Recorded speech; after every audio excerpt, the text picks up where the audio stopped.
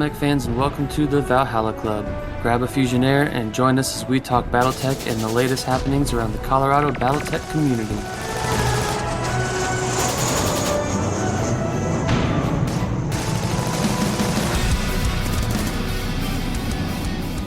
Hello, everybody, and welcome to the Valhalla Club. I will be your bartender tonight. This is David, and we have a very special guest with us this evening. We have Tren Sparks, the narrator of the Battletech Audiobooks. Tren, say hello. No. Fair enough. I mean, hello. Sorry. There it is. We also have tonight Mike, Ben, Matt, John, and also joining us is Tommy from the Wolfnet Radio Podcast. Hello, Tommy. Hey, I'm not asleep yet. Well, of course, because we're doing audiobooks yet. Something I'm interested in. Exactly. And it's in the middle of the day. This is true. We don't record until 9 o'clock at night, so... That's usually when we do ours. That's usually when we do ours, too. We're making a special dispensation. We're all over the country today.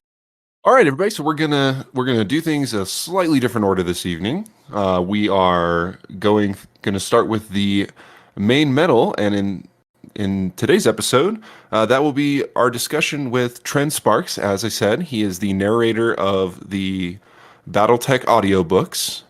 And for those of you that are in the audiobook realm, he has narrated the Grey Death Legion. He has narrated several of the Ill Clan books and is currently working on finishing up The Hour of the Wolf. So, Tren, thank you very much for joining us. I know we're all very big fans of the universe, and myself and Tommy are very big fans of the audiobooks. That's awesome. And I'm really glad to be here. Thank you. Definitely. I drive too much. Or not enough. I think that's the case for most of us that are fans of audiobooks. We either have limited time that we can sit down and read the paper, and just listening while we're driving is just more advantageous. It is a very common practice. So, Tren, how did you get involved with Battletech? Did you seek it out, or were you approached by Catalyst, or how did that all start? Okay, I was when I saw the question on the list, I was like, okay, do they mean when did I first discover it, or when did I get involved with it? If it's when I got involved with it, it's a much shorter story.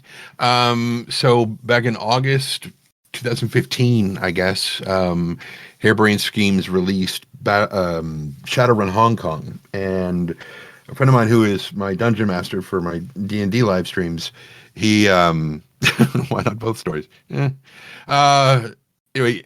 he was going to be live streaming Shadowrun Hong Kong from the Harebrained Schemes offices in Seattle, and was going to have a bunch of us friends who are voice actors Skype into the computer and do the dialogue live, because there was only a narrator for like the cinematic cutscenes and whatnot. And so you watch the video, you can see Greg sitting next to Mitch Gettleman. And when we were doing our intros, and I mentioned that I was a professional voice actor, Mitch is like, "Oh, so this is like an audition?" I'm like, "Yeah, okay, sure." And we get to the very first line for the character that they wanted me to do, which is an orc cop named Duncan Wu. And his very first line is, "Well, don't you look like shit?"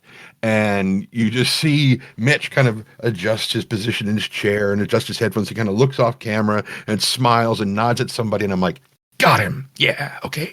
Cool.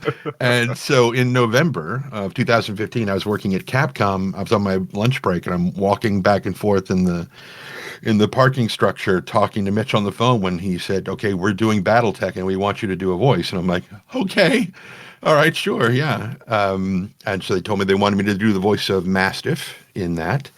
And as we got closer to the day of recording, they told me, "Actually, we picked somebody else to do the voice of Mastiff." I'm like, "Dude, it's your game. Do whatever you're going to do. It's fine." They're like, "It's okay. We want you to do a different character. We want you to be the villain." And I'm like, "Sold. I love doing villains. It's awesome." So they got me to be Director Santiago Espinosa in the Harebrained Schemes Battletech game. And then later, while playing D&D, because John Helfers, the executive editor at Catalyst, is one of the guys in my D&D crew, and he's like, "Have you ever narrated audiobooks before?" And I'm like, "Yes." And he's like, "I want you to do a book." And he gave me Embers of War, and it started there, and we're up to 13 books now with Hour of the Wolf.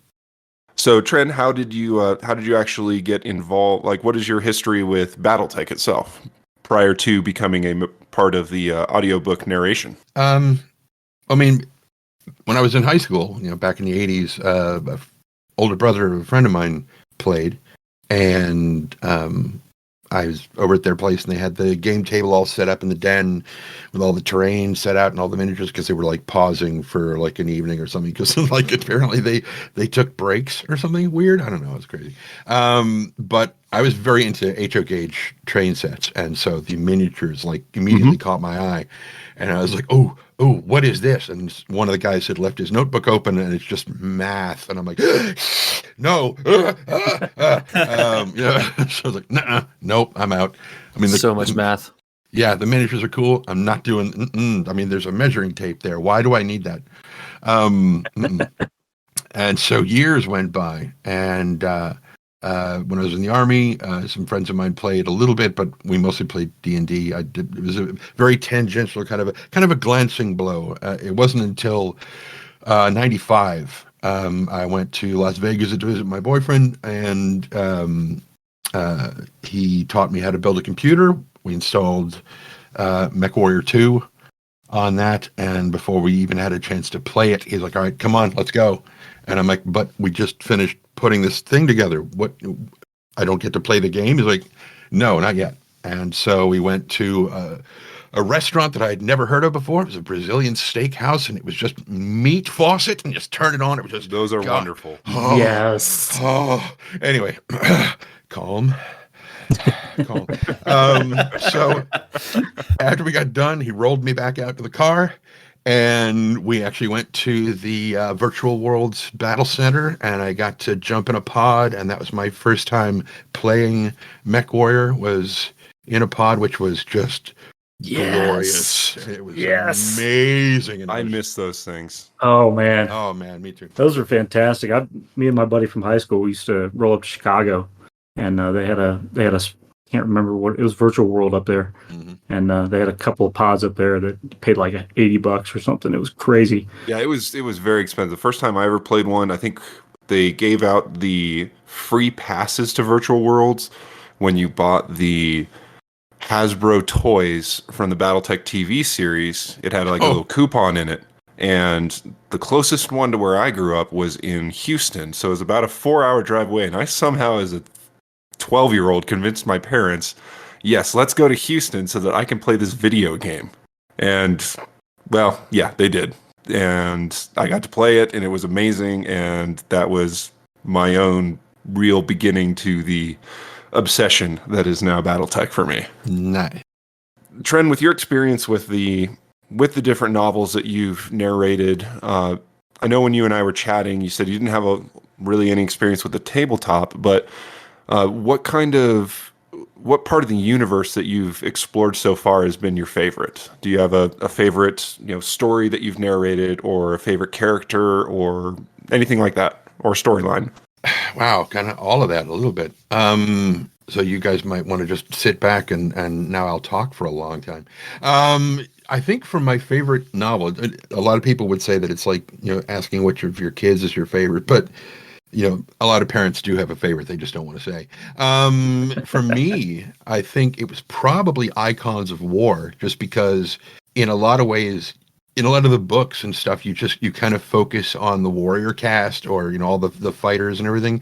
But with Icons of War, basically, like all of these the Clan Wolf warriors, suddenly their whole plan goes out the window, and now they have to kind of extricate themselves from the warrior cast, and they have to get interact with the other cast and get involved with those, and it kind of widened the scope of what clan life was like, to really dig a little deeper into finding out what the other casts, how their lives kind of went. I thought that was really, really fascinating and a lot of fun. As for like a favorite character, I think it's I feel like an ass for saying this, but it's probably Devlin Stone, just because of, not because of him himself, but because I enjoyed playing him the most. Because when you start with Rock of the Republic, when Tucker thaws him out of cryogenic freeze, he's old, but as you go through the rest of the books into Hour of the Wolf, his body is just breaking down from, the cryogenic process, and he just gets older and just more decrepit. And as it goes, and I'm like, and I have to, transition that, with the performance. And I thought that was a lot of fun trying to make him just start falling apart. I really enjoyed that a lot. I did like the way that you voiced Devlin Stone, especially in. Like I'm really looking forward to Hour of the Wolf, because I think the last ones that I listened to were Rock of the Republic. I think is probably the last story that I listened to. You still got Children of Karansky to go then. I have it, so I must have listened to that one too. So there's an order to things. Yeah, there is an order, and I'm just looking back at my Audible history and seeing what's in my library, and then trying to remember. I usually go back and listen to these things 2 or 3 times. Because there's parts that I miss while I'm driving, and it's just Rock of the Republic, Icons of War, Children of Karansky, Hour of the Wolf. I am sad to say that I actually don't have Icons of War in my Audible library, so I need to get it. Leave this house immediately. Okay, fine. That was a great story. I'm still stuck on Mercenary Star. I'm sorry. Oh, I love the narration that you did for the Grey Death Legion trilogy. I think you did a fantastic job on that. I really enjoyed that one too.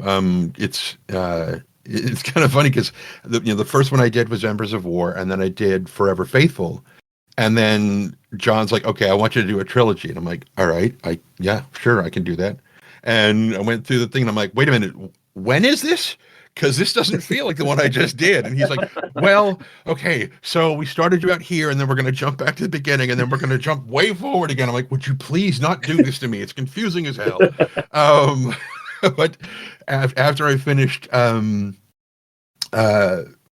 of Glory, he's like, "All right, here's a stack of 8 contracts. We're going to have you do eight of them in a row." And I'm like, "Okay. How long am I going to have to do these?" Like 2 years. I'm like, "Oh, all right. Who?" Because I do have other shit I work on, so Right, it's like, right. I can't. But yeah, and this was the one, Hour of the Wolf was number 8 in that stack. So, and I just finished it. And when I say that, I mean, I uploaded it about 6 hours ago. So it is just Catalyst or to Audible? to Catalyst. Damn it. What we did, yeah. Oh, well, even if it had been to Audible, it'd still be probably a month before it passed through their gauntlet of verification stuff. But When we were talking, I was like, you said you were going to be finished with it just before we did the podcast. I was like looking at Audible the last couple of days. Like, I want to listen. No. Obviously, I don't understand the publishing process of audiobooks. That's okay. I think one of the questions we have is specifically about that. So. Yeah, one of the most consistent pieces of critique that I get, because I do read all the comments on the stuff, which is at the end of the books when I say, "Please leave a comment on the site you purchased it from," and I read them, and the most consistent one is, they shouldn't have him doing women's voices, and I don't know why. I mean, what's the problem? It's like, but I'm like, believe me, I'm right there with you. I don't want to have to do women's voices. So we got Lisa Lee to do all the female parts for Hour of the Wolf. And so she recorded all her parts. I recorded all of my parts. We send them to Rob, and he interleaves them together, and then they upload them to ACX. Because Lisa Lee, she did... There's one that I was listening to. I want to say... Where is it? I think it was a Nellis Academy incident, wasn't it? Blood Will Tell, I think. Oh, yes. Blood Will Tell. Yeah. Oh, shit. Just started it. Well, we have to listen to it now. It would be rude not to. Copyright infringement. Spoiler alert. Mm-hmm. I do find that I enjoy the way you narrate better than her style. I think yours is a little more engaging and a little more fluid. Hers tends to be a little choppy, at least from my experience in listening to the first couple chapters of Blood Will Tell. A lot of narrators, everybody kind of has their own style.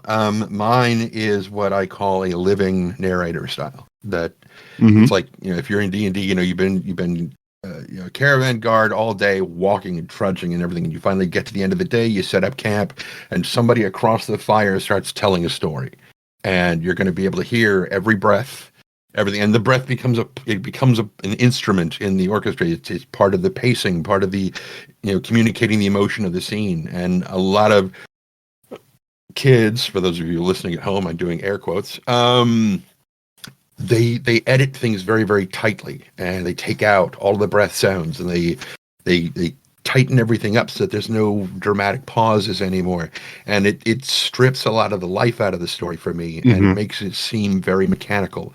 And I'm like, just get a text-to-speech engine if you're going to do that. Take some notes, Mike. Just a quick question. Yeah. Michael, how many times did you gulp while Tren was talking there? I do try to edit out all the breath sounds and all that other stuff, but it's a podcast, not a book, not a story. It's a big difference. You're not ruining the creator. I still leave some pauses, all right? Well, and I definitely enjoy like you're saying, Trent, kind of this living narrator, because without that emotion, you really lose context for the story, right? So you don't get that, like, I'm part of the story and I'm like out of breath, versus like, oh, just walk through all this dangerous stuff and so what? Whatever. It doesn't matter what's happening in the story. Everything's still monotone or the same tone in all situations. So I really enjoy that. I think it was in Rock of the Republic. There's a scene fairly near the beginning where Tucker's talking to one of the guys from Comstar or Word of Blake or whichever one it is. It's the same thing. Space AT&T. And the guy is having breakfast. It's in Prefecture 10, and he's eating like curried eggs or something. And I was like, I don't usually do a lot of Foley, but I think I can work this because he's dipping toast in his bread and eating that while he's talking. And so I just ran to the kitchen and I made some toast, and I came back and started recording again. And so I'm eating the toast while I'm recording the thing, and I still take it as a point of pride that one of the pieces of review is this guy just throwing a fit. He's like, nobody wants to listen to that. I'm like, got him! Yay! It's like, I mean, the whole thing is. I think it's brilliant. It's like just like, oh God, Tucker's watching this guy eat and he can't stand it. I'm like, that's exactly how you were supposed to react to the scene. Is oh God, must this guy be eating while he's talking to me? Merry Christmas. That's what I wanted. It becomes much more of like this radio drama type deal, where it's you're much more kind of in the situation because of the different, the sounds. You're not getting smells, but you're definitely getting more of their natural sounds or something like that. So I like it. Yep. You're gonna love when Devlin starts dying then, because well, you didn't have to do that one, right? It's like you ruined it. Gargling cottage cheese. Everybody dies. And everybody knows. For over a year now. Yeah, there's no spoilers anymore. Yeah, I know. Well, I know that I read, actually looked at my eyeballs, looked at a book, and read the words, Hour of the Wolf first, and then I was like, oh, this is the book, but I didn't know any of the pretense, so I didn't know I didn't read any of the books before, and I was like, well, then I listened to the books before, I've always said this, my narration of the book sucks. That's why I like listening to other people say it. And it's, I can't wait for the book to come out and listen to you. I like the whole live feel, like I'm there. That's why I like, that's why I like books, because I'm there sitting, I'm the one that's getting punctured to death or whatever. I mean, there are several scenes in several of the last probably 4 books that I've done where like Alaric is talking to the clan and they're getting ready to go do something. It's a really emotional scene, and I'll be in the middle of a line and I get so wrapped up in the story that I start to tear up, and I'm like, no, stop it. I need to control my voice. I can't start crying while I'm doing this. And it's like, okay, I need to take a break for a second. I really get into it and I enjoy it a lot. Yeah, I mean, similar to that, like for Hour of the Wolf, for that part where they make planetfall and Alaric's just ready for everyone to disembark the dropship, and they're like, hell no, you're the first one on planet. That was one of the spots that got me. Yeah, exactly. And then when the Jade Falcons come and she's like, all y'all fucking stop. I'm the first one out. And I'm just like, that Bitch. that difference between the two mentalities. Oh yeah. But the way it was written was it conveyed a lot of emotion. I was like, hell yeah. Yeah, that was one of those parts that chef's kiss. Yep. I guess this transitions us really well into the next question, which is, what is the process for creating an audiobook, and how do you come up with the character voices? How do you do what you do?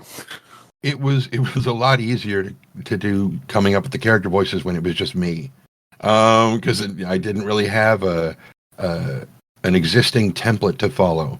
I was like, I don't know, I'll just come up with something and see what works. But now, as we're adding more and more narrators, we're trying to be consistent across various things, and so we're like leaving each other recordings of this is what I've got Alaric sounding like, this is what I've got that other guy sounding like, and it's like it's like suddenly I can't remember any of the names of the characters of the thing. But where we usually start is John will contact me and say, hey, do you want to do this book? And I'm like, yeah, I'm not doing anything right now. Yeah, sure, okay. And he will send me the book, and I will read it all the way through. And part of it is proofreading, because when the author writes the book, they go through and they do their edits and send it off to the editor, and then the editor does their edits and send it back to the author, and then eventually it goes to like slush readers or proofreaders, and then they find problems and send it back, and then more edits and corrections, and then back to the thing. No matter how many times you do that, when I go through and I do my pre-read, a lot of the people like John and proofreaders and stuff, they have a lot of work to get through, so they read very, very quickly. But I tend to read at the speed at which I narrate. And I tend to, if I don't read out loud, I'm at least mouthing the words, so I get a feel of how they're going to feel when I say them out loud. And since I'm reading much more slowly, I tend to pick up mistakes that they miss. And so the novel will have been out for like months, and I'm like, okay, here is an email that I sent to John, which has a list of all of the things I found that I think are typos. And then all of the things that I'm like, I don't know how to pronounce this. I want to know, how is this supposed to be pronounced? And John will take that and send it off to the line editor, who will look it all up and find out exactly how it is meant to be pronounced. And then they send that back to me. And then John sends me, okay, here's the editing corrections. I can't believe we missed these things. And I'm like, read out loud. It helps things a lot. And then once I've got that, I go through, and the other reason that I read it all the way through is because it's important to know where the story starts, where it ends, and how it gets from point A to point B. It gives me a time to go through and get a feel for the emotional beats of the story, figure out what kind of voices I want to do for which characters, because sometimes, like in the beginning of the story, I will have 2/3 of the novel where I've been doing a voice a certain way, and then in the third, suddenly they're like, he had his deep, husky voice. I'm like, no, I've been doing him like this. What the hell are you talking about? Kind of like, shit, and then I have to go back and do it all over again. So, read it all the way through, and then I start recording once I've done that. And I go through, and I usually record the whole thing, and then I bag out, and I go and I edit the whole thing. And while I'm doing that, I'm making a list of places where I made mistakes. I do that now. I didn't do that with Embers of War, which is why if you listen to that, you'll hear parts where I left line repetitions in, or I coughed, or cleared my throat, and I start seeing this coming up in the comments. I'm like, oh God, no! Oh! So don't do that anymore. So I go through, finish my edits, make all my corrections, and then typically, once it's done, again, air quotes, I will sit back with the book open on one screen, and I will just start playing from the beginning and read along with it and make sure that there's nothing that I missed. And once I'm done with that, I button everything up, zip it up, and I send it to John. That's fantastic. It's out of my hands. Do you have any interaction with the authors, or any, like if you have questions about the story, of what direction it's taking, or do you have access to them? Sometimes. It usually goes through John, typically. When I find errors, or what I think are errors. Sometimes there are points where a specific character will be referenced, and then 4 or 5 chapters later, it references them again, but differently. And I'm like, wait a minute, wait, no. And then I will, part of the email to John, which I refer to as my guidance email. I'm like, okay, here it says that he's done this, and over here it says he's done this, or like at this point it says he's been promoted from major to lieutenant colonel, and for these 5 chapters they're still calling him major. Is it supposed to be that way, or did the paperwork not go through yet? I mean, I know we're in the middle of an action here, but and so, or there'll be like plot inconsistencies that I will catch, and a lot of those have to go back to the author, and they'll say, "Oh, okay, I didn't mean to do that. It should be this," or if there are authors who will include like fan names in their stuff, I can't go to the line editor for Catalyst and say, how is this pronounced? Because they don't know. And so we have to reach out to the author, and the author has to reach out to and like, how do you want this character's name pronounced? Because for me, that's something that's really damn important. You've got a fan who is, having their character included. Yeah, they're being canonized. Exactly. So. It's important to pay it the respect that it's due. And so for me, pronouncing things correctly is very, very important. So yeah, I don't usually directly interface with the author, but we do go through John or some of the people at Catalyst. So not to crack open go ahead, Ben. I was going to say, kind of like that discussion we had a couple episodes back about the pronunciation of Lyrian and Lyran. Yeah. How Lyran. how people encounter a word the first time, whether it's in written form or whether it's audio. Is something I still say Lyran. I can't get myself to stop saying Lyran. And for the longest time, I thought it was Tukayed, and had been saying it that way for a decade. I was getting there. and somebody's like, "No, it's Tukayed." I'm like, "I'm sorry, what?" And it's like I'd already done like 4 books at this point. I'm like, "No, don't tell me that. Do not tell me that." Yeah, because I've always said Tukayed. And then I've heard a couple times people say Tukayed, and I'm like, I don't like that. Yeah. And then in the early days, I always said Lyrian, and now it's like I look and I'm like, oh, I was wrong. It is Lyran. Like pronunciation's huge. Yeah. I said Lyran in Hour of the Wolf. Yeah. It's. So if we have to cut out this next question, I understand. Was there any sort of difficulty working on Hour of the Wolf because it was written by Blaine? Not for me. I mean, okay. I was not involved in that is so out of my involvement. And I wasn't sure if there would be anything because you don't have a lot of direct contact with the authors, and I know that there is issues there. Well, and the issues came after the story was published, and right. So I think there's a separation there. And the contract was, written before any of that. So. I was just kind of curious if that caused any issues during the process of creating the audiobook. For me, it's a script, and anything else is outside of that. Fair enough. So how long does it take, like from when you start reading the book to submitting to Catalyst? I guess Hour of the Wolf would probably be a good current example. Yeah. That's the longest one I've done so far. Typically, for every 10,000 words, it roughly equals about 1 hour of finished audiobook content. And if I remember correctly, Hour of the Wolf is like 170,000, I think. So it's going to be about a 17-hour audiobook. Right, 10 days of driving. It really varies by how long the book itself is. It took a while to break John of the habit of when I tell him, how long is the book? And he's like, it's like 360 pages. I'm like, I don't care how many pages it is. If you triple the font size, the book is going to get, insanely large, but the story is still exactly the same. Like, give me word count. That's all I care about. But so now we get word count and all this stuff usually.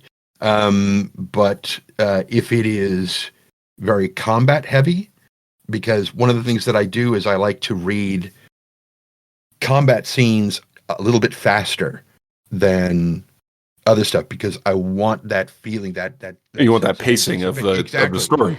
I want it to be a little bit faster than is comfortable to listen to, so you kind of get this anticipation of trying to keep up with what's going on, and there's just too much stuff, and I like the idea of that frantic kind of nature versus when people are back at Garrison and they're just sitting around chilling and talking. So if there's a lot of combat, it's going to be shorter because I'm going to be reading faster. But typically, it'll take me about, I'd say probably 2 or 3 days to sit down and read it all and assemble my email of okay, what about this? And then it'll, depending upon what's going on, if there's a lot of conventions and stuff that Catalyst has to go to, it kind of slows down the response times to about a week to get response back from that. And then once I start recording, depending upon whether that's the only thing I have on my plate, slated on my plate, whatever. Maybe it's a plate made of slate. Who cares?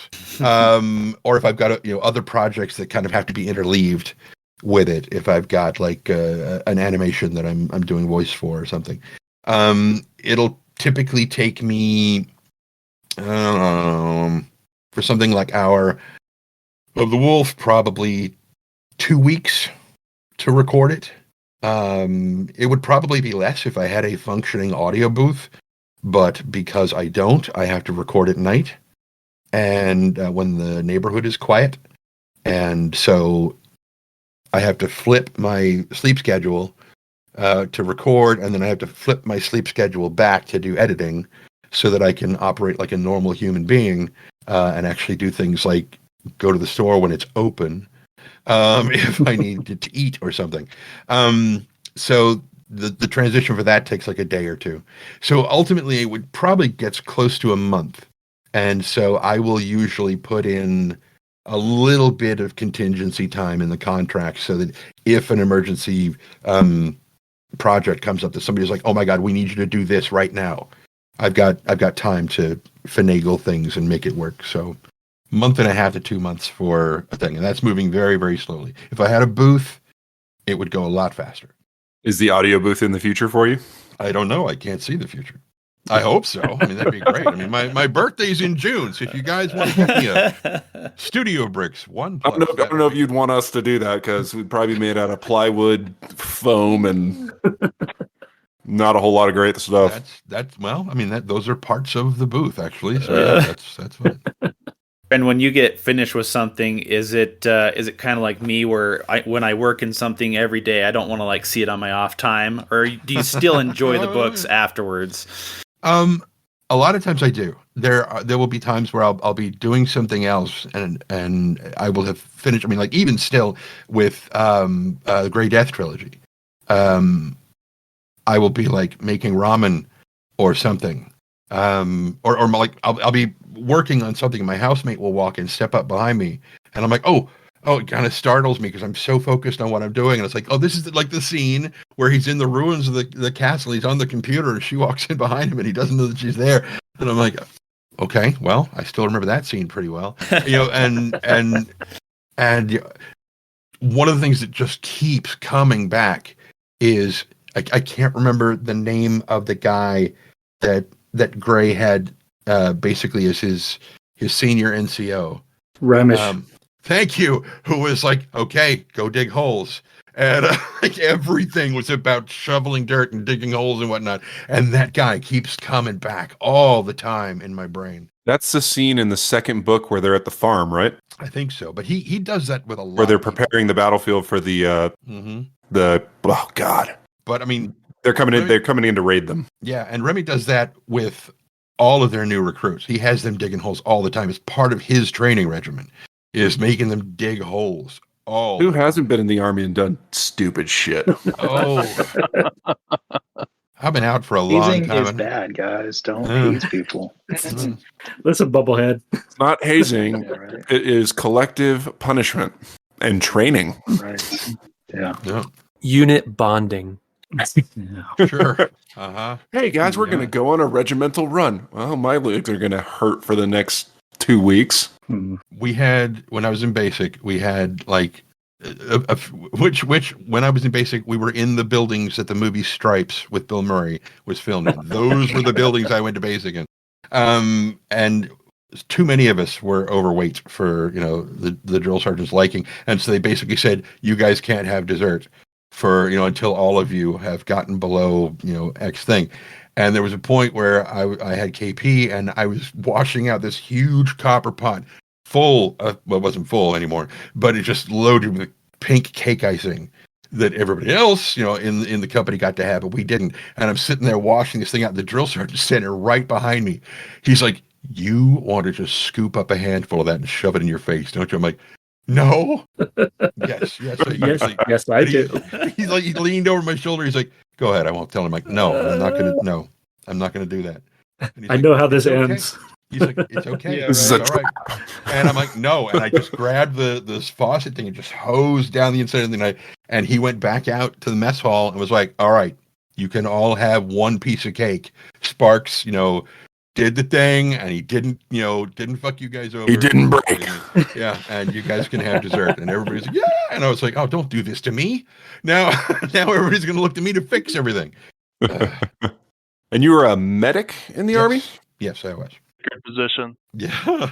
I don't know. Some of the medics that I've met in the Army are some pretty weird cats. They Yes, we are. they have an odd obsession with weird injuries. Like the weirder you hurt yourself, the happier they are. Mm-hmm.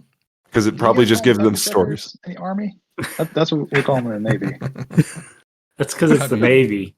Sometimes. That's because you guys in the Navy have some issues. Not issues. No. Whole subscriptions. Whole subscriptions, not individual issues.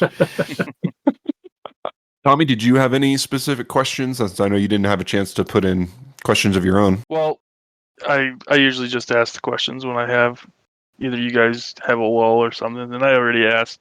But I'm a person of person with not a lot of words. I like to listen. So that's why I like audiobooks. I don't know. You were pretty talkative in Vegas. That's where we start. Everybody's talkative in Vegas. So, Tren, all of us just got back from Vegas for the Las Vegas Open, and it was probably the first time a lot of the different podcasts had met each other. So it's an interesting, fun time. Mm-hmm. Were there trials of grievance? There were trials of alcohol. Nice. Yeah, that happened. Definitely was that. So what's next for you, Tren? Do you have any future projects for BattleTech on the docket? Breakfast, probably. Actually, no. Breakfast at 12:30 in the afternoon. Not unusual for me. I've worked night shifts. I understand. Right. Actually, having finished these 8 contracts now, eight BattleTech novels in a row. I think John's plan, Catalyst, is going to shift me over to Shadowrun for a little while, so I don't burn out. Recording. Absolutely unacceptable. We need more content. I knew people were going to say that. No, I'm like, I can't tell them that. Look, we just had an episode on burnout and how to deal with it. That's right. true. That's right. Yeah, but that's us. That's us, not not anyone else. Not the paid workers. It's for everyone, man. We're not getting paid to do this. Right. We aren't? What? I swear the check is in the mail. Nobody uses the mail anymore.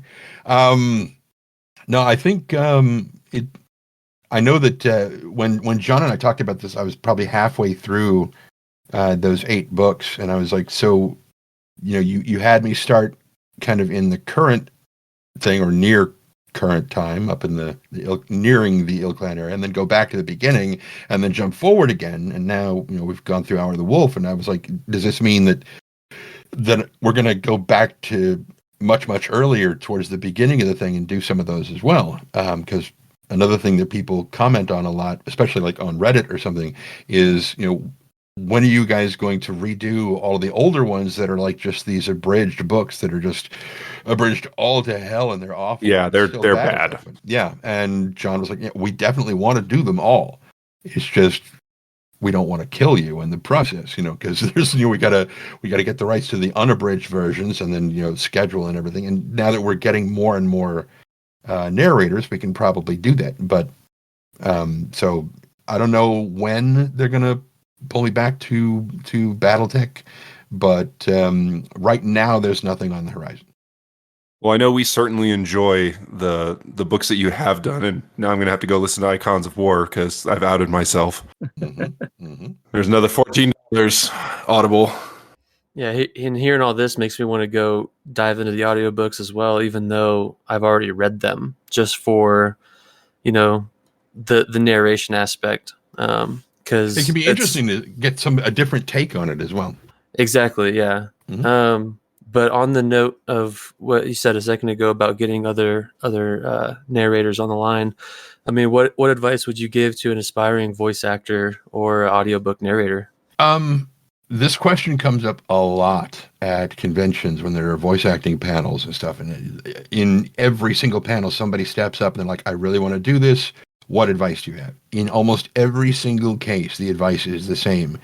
Take acting lessons. Because everybody's like, my family, my friends have always told me that I do great voices and whatnot. You could do all the dialects in the world, but if you cannot act with them, they're not going to help you.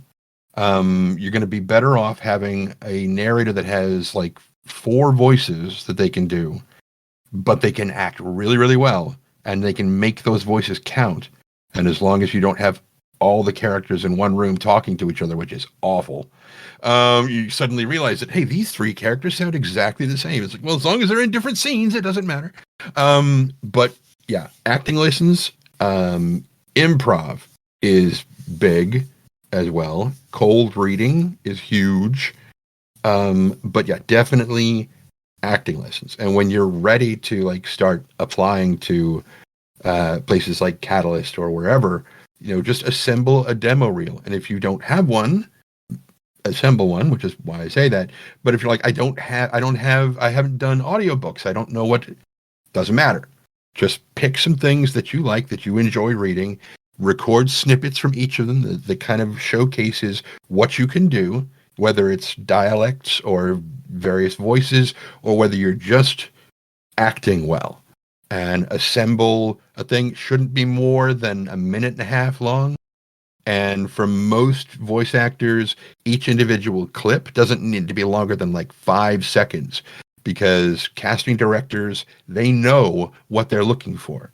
And if you're spending like 20 seconds displaying a voice, they're going to be like, yes, I know you can do this voice. I don't need to hear 20 seconds of it. I need 5 seconds, and I can go, okay, he knows how to do that accent. That's fine. So brevity is the soul of wit in a lot of cases. Assemble a nice, tight, well demonstrating of your talent demo reel, send it to people, or talk to people like me that who are like, who do I talk to? And then I can say, I can introduce you to this person, and basically I can, like Morpheus, I can show you the door, but then you have to walk through it. It's you're going to have to get yourself the job, but I can definitely get you to the door and introduce you to people. So how do you keep the voices straight when you're doing a reading? Do you have like a recording snippet of each voice with the character's name, so that as you get through the story, like if it's not a character you've touched in several chapters, that okay, this is how I recorded that voice? Or do you have to go back and listen to what you've already recorded? Little column A, a little column F. It's it's like in oh god, what did I do before? The Children of Kerensky. There was somebody who was saying, they need to get more narrators because this guy can only do so many voices. Don't torture this man. And they said that they had to keep backing up to see which character they were listening to. And I'm like, shit. Okay. Right. There were a couple of times where I may have mixed up. In fact, in this one, in Hour of the Wolf, there's a character named Lieutenant Colonel Chris Kornfeld, and I've got him, sounding like somebody like this because he was out on one in plans. He actually wound up coming back to Terra to help fight against the Jade Falcons and whatnot. And then later on, it gets to where everything's italicized and it's his internal monologue. And it's many chapters later, and I completely forgot about that. And so I was going through and I was editing. I'm like, oh no. So this morning, like 12 hours ago, 8 hours ago, I was going through and re-recording all of that internal monologue to make the accent match, and then editing everything in. So yeah, it's sometimes you have to keep little recording snippets of everybody, especially now that we're trying to stay consistent across multiple narrators. Knowing how somebody did this character's voice is going to help you replicate it as best you can. We hadn't asked it yet, but I mean, you're aware of the universe since it's essentially its inception in the 80s, and you're back into it narrating this, that, and the other. So I'll ask the standard question since we haven't yet. What's your favorite faction and why? Jade Falcons. Jade Falcons as they're meant to be. Yes, they're in the running. Malvinas Jade Falcons? Hell no. My favorite, I mean, I started with Clan Wolf, and as a furry, I love wolves. So, I mean, it's always been Clan Wolf for me. That was where I started, and they became the Ill Clan. So, you know, I mean, they're doing something right. Although Alaric did kind of screw some people over, and I was a little bit pissed at him. They were, but Wolf good. yeah. Oh, I got so angry reading that part. I can't wait to listen to that. Aside from that, I really like. I mean, the Grey Death Legion was good. I liked them a lot. Because you didn't really get a sense of the flavor of the group, and then suddenly, boom, they're destroyed, and then you got to build them back up from nothing. And you know what was built afterwards was very, very different. You get the sense from what they were before. This side note, I recently, I guess it was last week, went and watched a YouTube video where they were comparing the first 5 minutes of the original MechWarrior game and like MechWarrior, the intro for MechWarrior 5. And as I was watching the thing, like the character goes into the bar and the bartender is talking about, you know, blah, blah, blah. You could always talk to the Grey Death Legion, but I think, you know, Duke Recall might have an, oh my God, I know who that is. You know, and I'm like, I remember playing this, you know, when it came out, and Right. None of it registered to me then.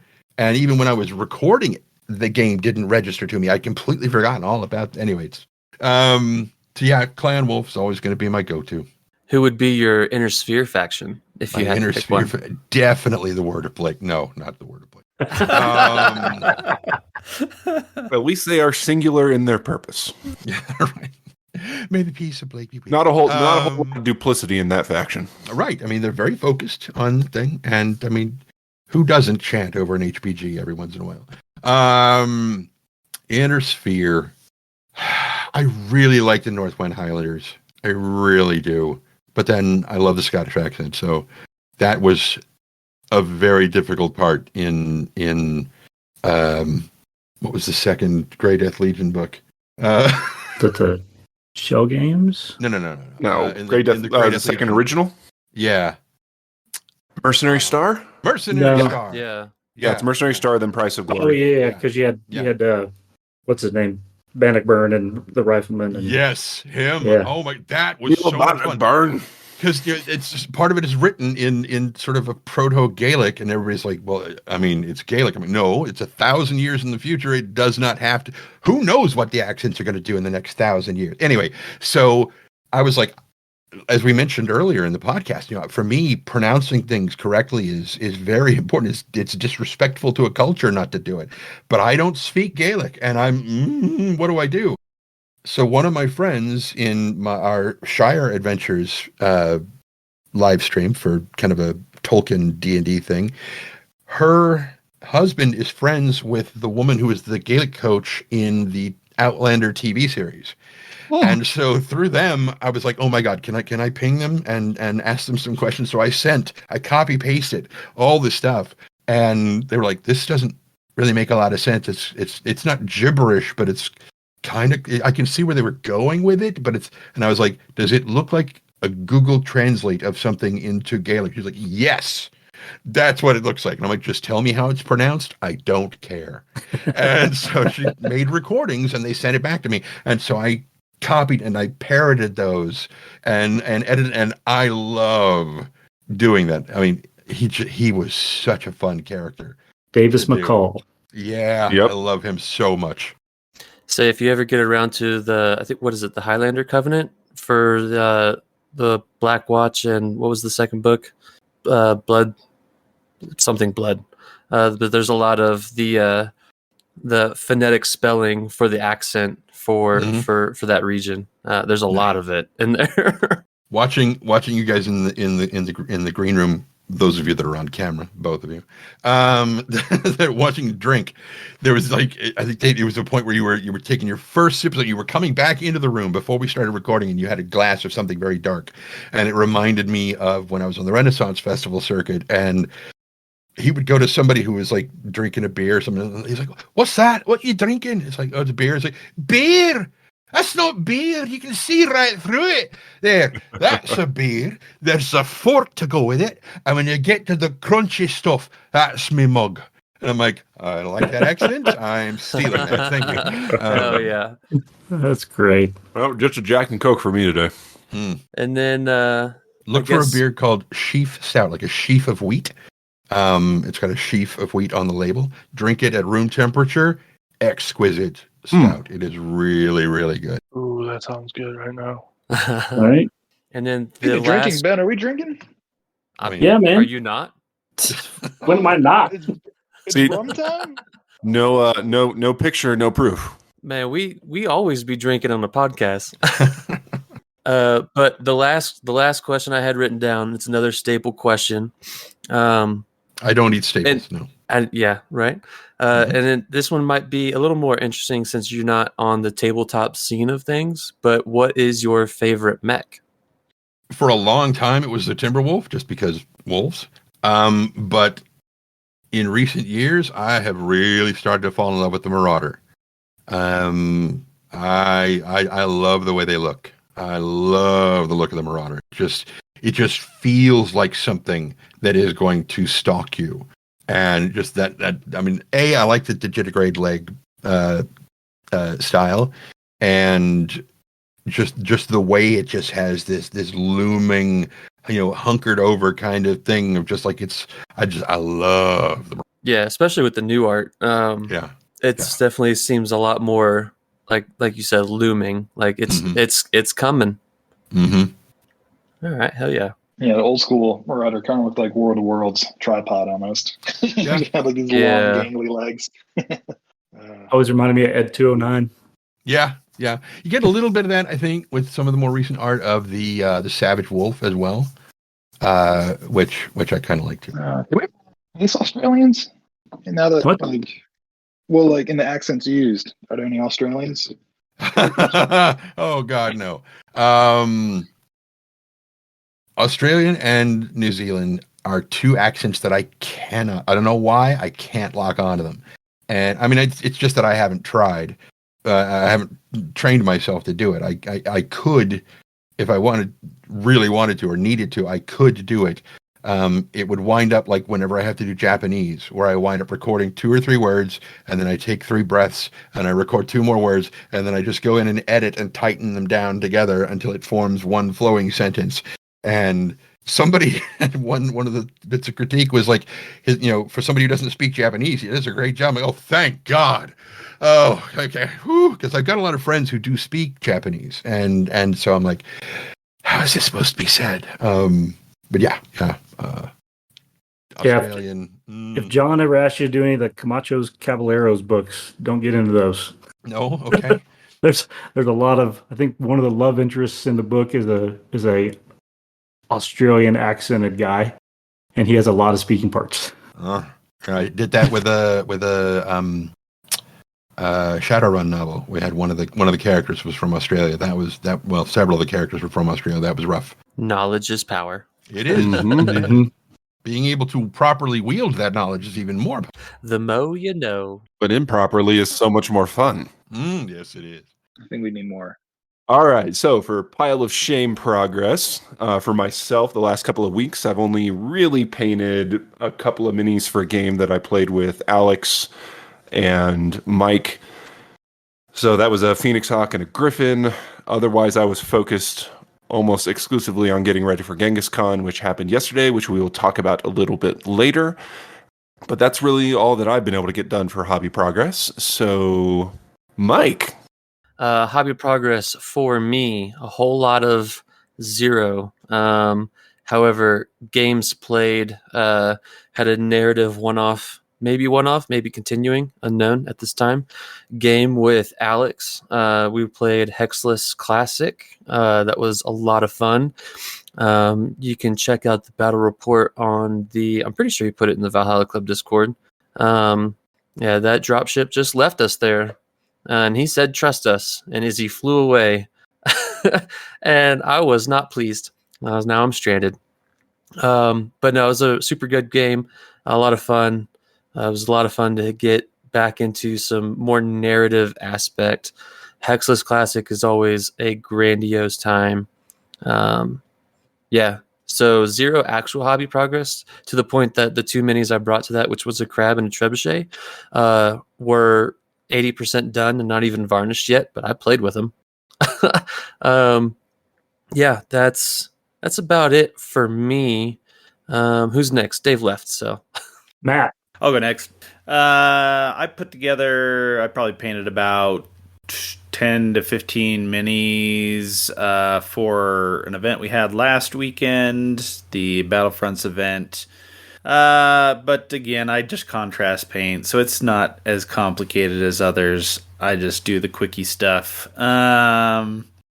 And well, John and I did do quite a bit of work for that event and kind of getting this Battlefronts event system kind of worked out, at least mostly. So we both worked pretty hard on that for a couple days in the wee hours of the night. So with that, I'll toss it over to John. Thanks, man. Yeah, I think the Battlefront went well for a couple of nerds not putting it together over a few weeks in our spare time. And we're going to have that be a recurring series, actually. But hobby progress-wise, I put the finishing touches on some Avalon Hussars, like half a company of them. And then I managed to shade and dry brush and edge highlight a binary of Jade Falcons this week. So I'm pretty happy with that. And we got good weather, so I'm going to be able to varnish them and put decals on, and they'll be done. You got a ton of terrain painted too. Don't sell yourself short. Oh, yeah. Yep. That's true. I put together a choo-choo set and some little plastic trees. They look great. So, thanks, man.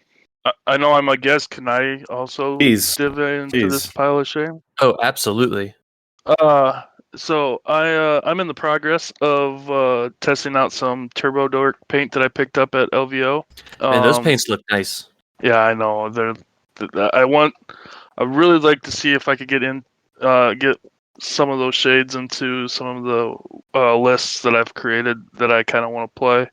I sold my LVO list the other day, so I'm a Jihad list down. So I'm working on filling that up, getting another one out, so that I'll be TOing at Gen Con. So legitimately sold it, or you just put it aside? Sold it quick. Oh wow! I didn't even know you were selling it. Good job. Yep, I need money to pay for housing at Gen Con. I know you guys might. Oh well, never mind. We all know what you guys do. So we're not made of money or anything like that. Podcasters don't make money. We just work for a living and then do. Hey, I am just a lowly government employee. I just do the army thing on the side. So yes, well, I don't make money from the podcast either. So I have to find ways to pay for hotels. So this is my way of paying for the hotel. But somebody bought it up real quick. I put it out there, and within 10 minutes it was sold. So I need to replenish that. I'm always going to be in the works of working on a Jade Falcon one after looking at all these rec guides. I know Rec Guide 32 just got finalized, and I found a hover tank that I really liked. So I might be, but right now I'm creating a Raven Alliance one, a Dark Ages Raven Alliance one. So nice. That's my stuff. And then on Thursday nights, if you guys don't know, you guys probably know, but if anybody else doesn't know, WNRP holds like a test night where it's on YouTube. We play whatever we're testing.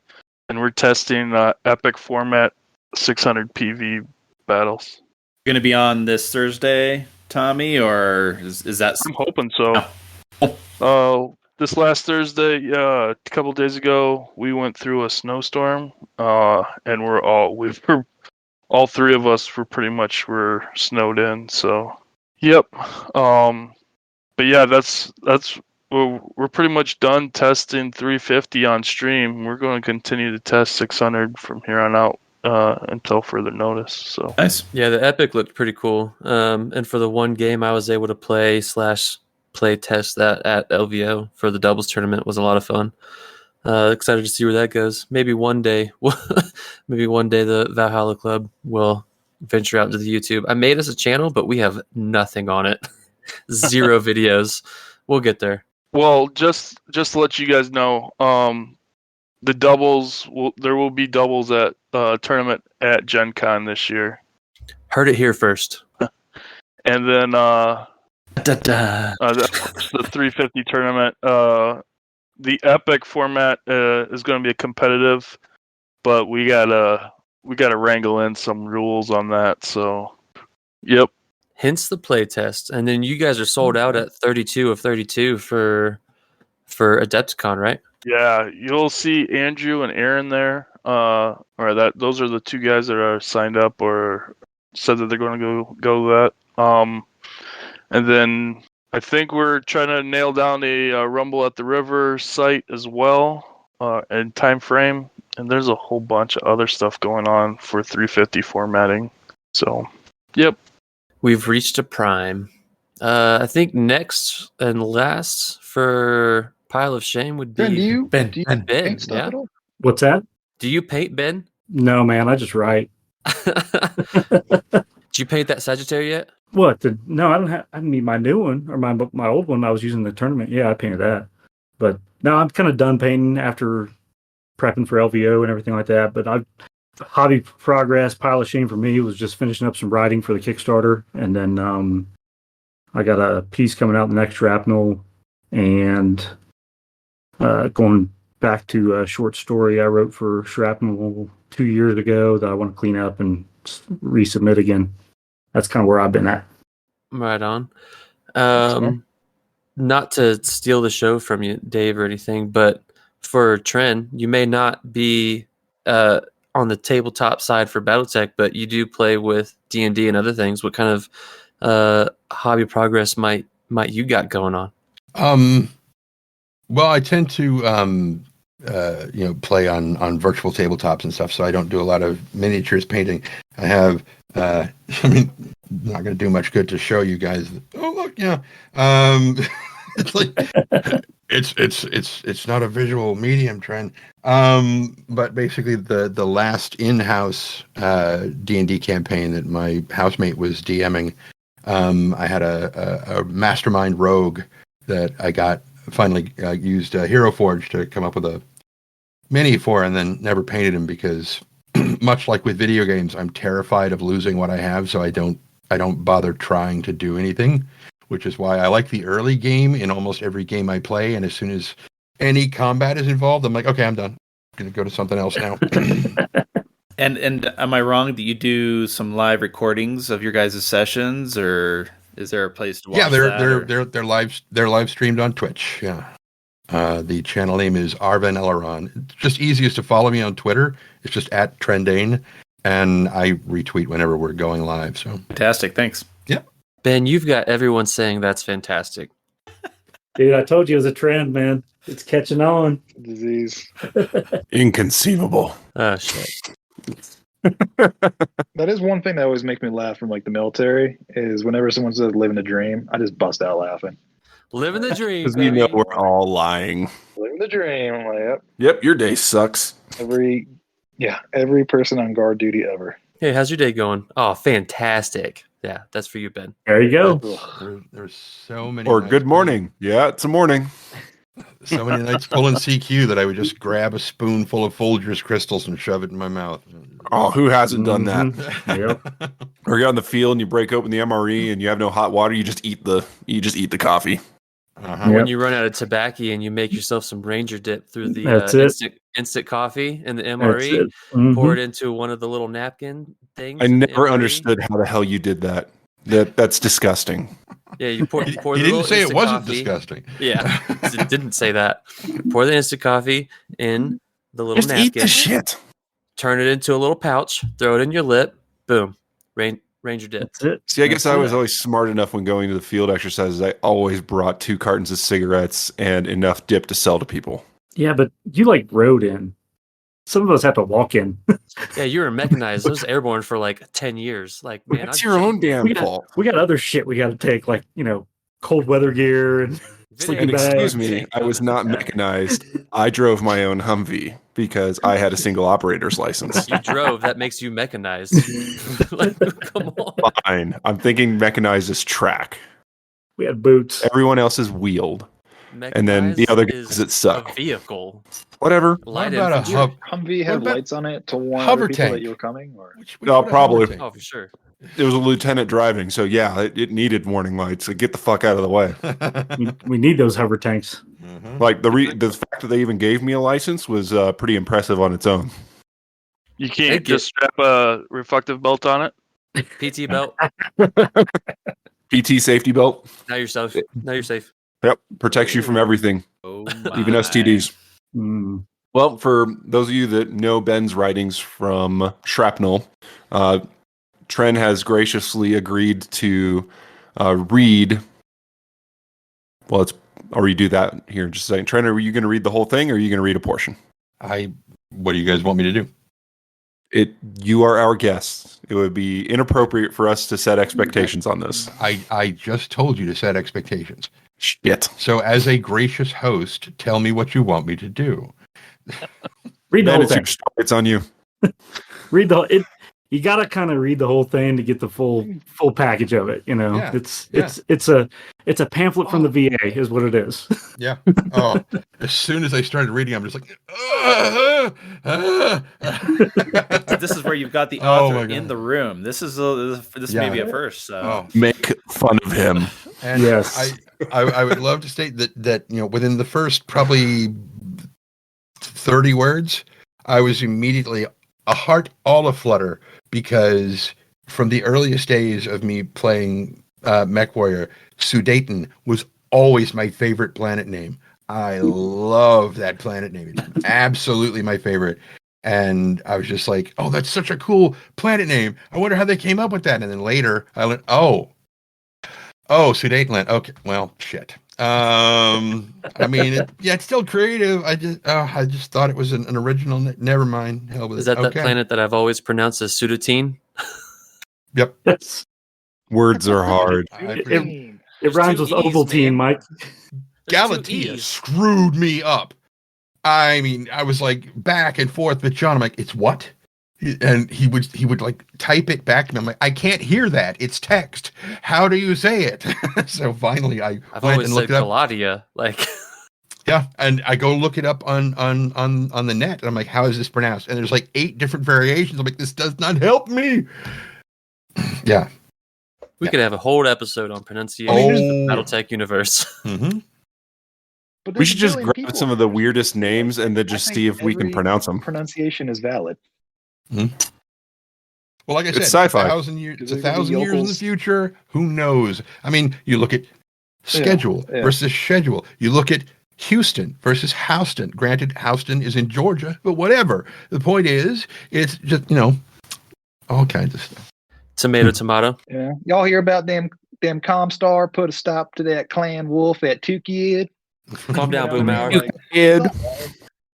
yeah, But yeah, I can do the whole thing. It's not a problem. I reserve the right to make mistakes and laugh at myself, though. Hey, that's fine. I wrote it, man. So I laugh at myself as well. That's why I'm saying I reserve the right. It's like when the author's here, it's like, ooh, I got to preface this. So if you gents are ready, Absolutely. all right, here we go. Senescent Warriors Association. Pamphlet available at Warrior Cast Processing Station, Sudetan, March 3152. A fresh start in 3152. Greetings, fellow Jade Falcon Warrior, and welcome to your out processing. If you are reading this pamphlet, you have recently been reclassified as unfit for active combat duties. Contrary to what you may think, your existence has not been wasted. After all, waste not, want not is the way of our clan, Koyaf. We of the Senescent Warriors Association, SWA, are here to help. You may have never heard of such a thing as the SWA. Okay, that is what it said. But we have been in the background assisting the older members of our clan's warrior caste since arriving in the Inner Sphere more than a century ago. First, we need to establish a common understanding of what this assistance means for you. In the clans, an aged warrior who has failed too many this just pissed me off. This part pissed me off so bad.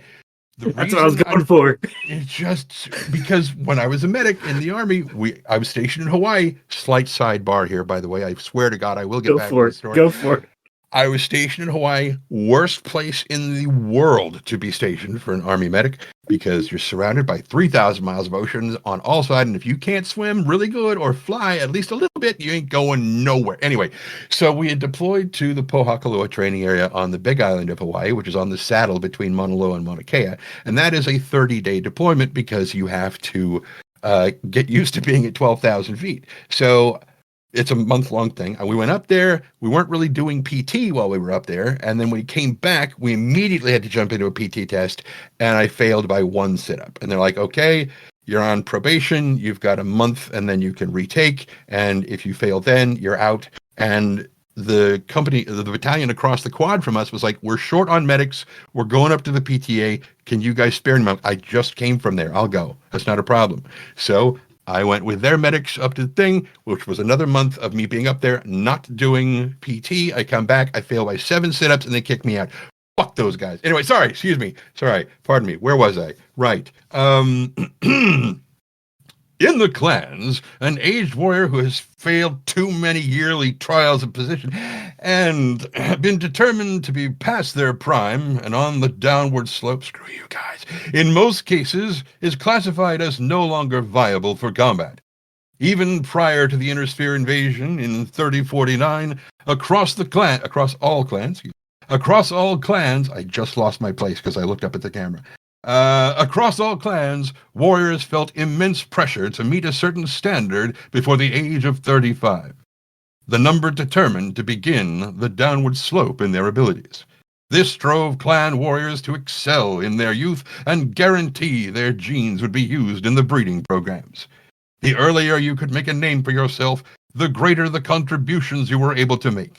If those benchmarks were not met by the number determined by your clan, you were then removed from your active combat position. Were there expectations? Absolutely. Cons, is it Martha? Martha Pride? I meant to ask that beforehand. I've always known it as I think Martha. it's Marth. Oh, Christ. See, this is what it's like. What, Ben, what is it? Which is You wrote it. I'm on the Martha gang. Uh-huh. Okay, thank you. Cons Martha Pride and Elias Critchell come to mind. What accomplishments did they... This is why editing is so important. What accomplishments did they have that you do? They didn't suck. No. Our very own... Is it Kale? Pershaw? That person... Of course, the author is silent in all of this. I've always read Kale Pershaw. Thank you. Our very own Kale Pershaw... I almost read Swerve. Focus, Tren. Our very own Kale Pershaw served the Jade Falcons as a warrior for 77 years before his death in battle against the Society in 3073. He was also politically astute enough to know how to avoid those that wanted to see him put out to pasture. It was actually in quotes, so I had to do quotes there. And was able to keep his status, and was able to keep his status as an active warrior. You are not him. In other clans, warriors far past their prime are allowed to continue to serve in various leadership roles if they have accomplished much and attained at least the rank of Star Colonel. But that is why those clans are weaker than Clan Jade Falcon. So, you have woken up one frosty morning with aches and pains in a once youthful body. That body may or may not be yours. failed your trial of position once again, and your clan has determined you are too old to continue as a warrior. That is terrible. Age is a number, but in Clan Jade Falcon, that number has meaning. If by 35 you have been unable to acquire a blood name and combine that with a string of battlefield successes, that is why you are in the position you are in. You may have been ridiculed by your star commander or star captain in the last several years due to your inability to perform certain tasks due to advanced age. You have probably lost a few combat trials due to your slower reflexes or old injuries. Even your fellow warriors have looked at you with disdain as they see the ravages of time wreak havoc on your body. Don't worry, they'll get their turn, probably. I lost my place again. Your bot read. Lifelong friends no longer want to associate with you. Just remember, you behaved in the same manner to those old warriors before you. Right? Yes. You know you have failed too many trials of position over your accumulated years, culminating in this final trial that has cost you your eligibility for combat duties. Whatever the case, here you are, at a fork in your warrior path with several options in front of you. This is how our warrior culture survives, by allowing the younger generations to flourish and spread their wings without the weight of age dragging them down. Now it's time... Nope, that's a contraction. Now it is time to take a new path. You can continue on the warrior path and be assigned to a Salama unit as a basic infantry soldier or even as a mech warrior in a substandard battle mech. Making a grand charge into the teeth of the enemy guns would at least earn you a warrior's death and ensure your ashes are used to nourish a future Sibco. But there are other options for you, old-timer, besides fighting. Might does not always make right, as you have probably heard by now. You should take a moment to perform a self-evaluation. Are you as strong as you once were? Neg. Injuries and age take a toll on the body. Physical tasks you were once able to do require a lot more effort on your part. Your advice or opinion has gone unheeded. The younger generation ignores your wisdom. They have consistently accused you of being unable to comprehend the struggles they are facing. No, kids would never do. Anyway, I'll be 53 in June, by the way. So anyway, but have no fear. We are here to pass down our wisdom to you, if you choose to heed it. The SWA is here to help you in your transition. Each clan has their own chapter to assist transitioning warriors to their non-combat career. Your SWA is here to support you. The SWA/JF, presume that's Jade Falcon, provides testing, counseling, placement, medical advice and consultation, and additional services to aging warriors so they can best continue their usefulness within the clan itself. You can find out more information about the SWA from your Senescent Warrior Activities Coordinator, SWAC, at your out-processing briefing. Huzzah! Every Galaxy command has an SWA in determining your new place in the clan and giving you opportunities to excel in your new role. Here are some of the things you can do to prepare yourself mentally.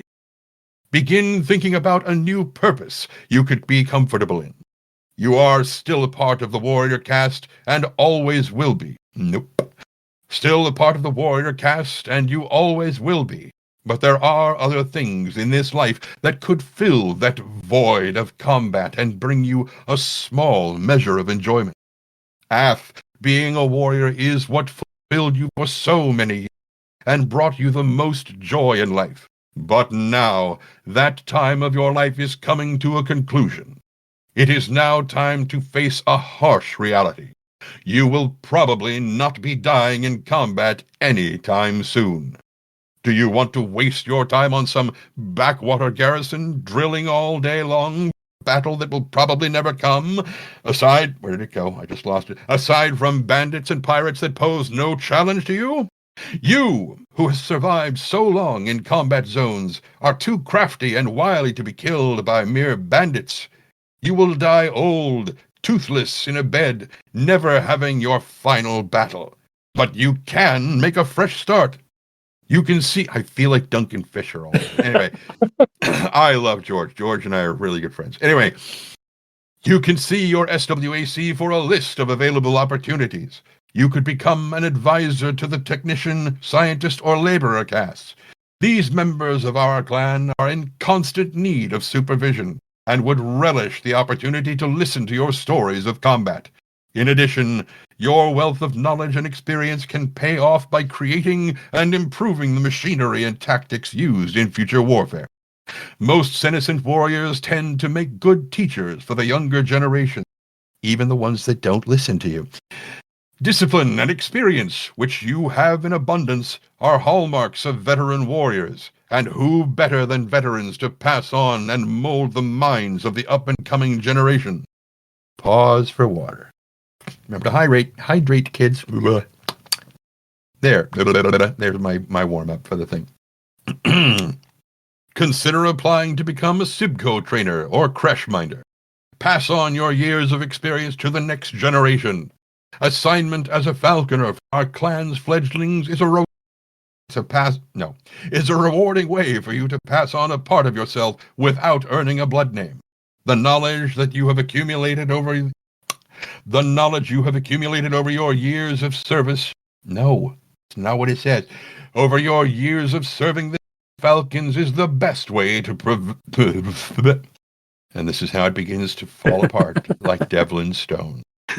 Is the best way to preserve your legacy. Not him. Oh God, no. Is the best way to preserve your legacy. Think about it. How many times throughout your own career have you heard your own falconers' voices offer words of advice on how to solve a problem that seemed insurmountable? Just remember, youth and skill does not often prevail against experience and wisdom. The SWA also encourages you to find a hobby that does not tax your strength. Many older warriors find new ways to pass their ample free time now that the training and battles have finished with them. For example, board games, painting, knitting, macrame, furniture. Not future. It doesn't say future, Trent. Stop reading the word. Macrame, furniture building, modeling. Because who doesn't love the sight of a lovely warrior just mailing? Just like Jonathan Majors on the cover of Ebony. Anyway, where was I? Right. Modeling and metalworking, just to name a few. Be wary of any sport proposed by older spheroids. Golf and shuffleboard are not for the faint of heart as you get up there. Not for the faint of heart as you get up there in years, as it is very easy to injure yourself by turning the wrong way, or looking down, or even sleeping. Horticulture also brings many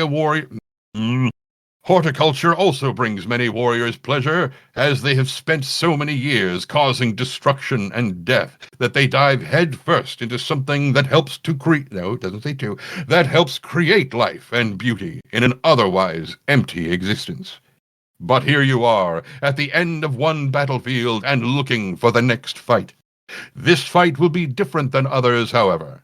This is a battle within yourself. You are fighting your warrior nature to do something that does not fit within the persona you have built for yourself since the day you were decanted. It is time to move on. Your clan has determined you can be useful elsewhere by making room for a younger generation of warriors, and there is no trial of refusal for this task. See your SWAC today for more information on the Senescent Warrior Association.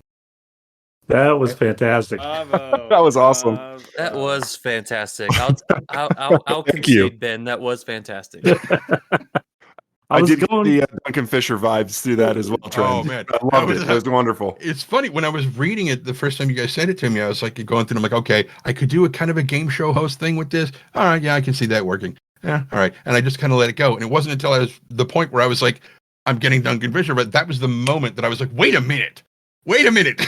This is Duncan. Oh, Yeah. I was going for that cheesy, like, VA pamphlet on how to improve your life kind of thing.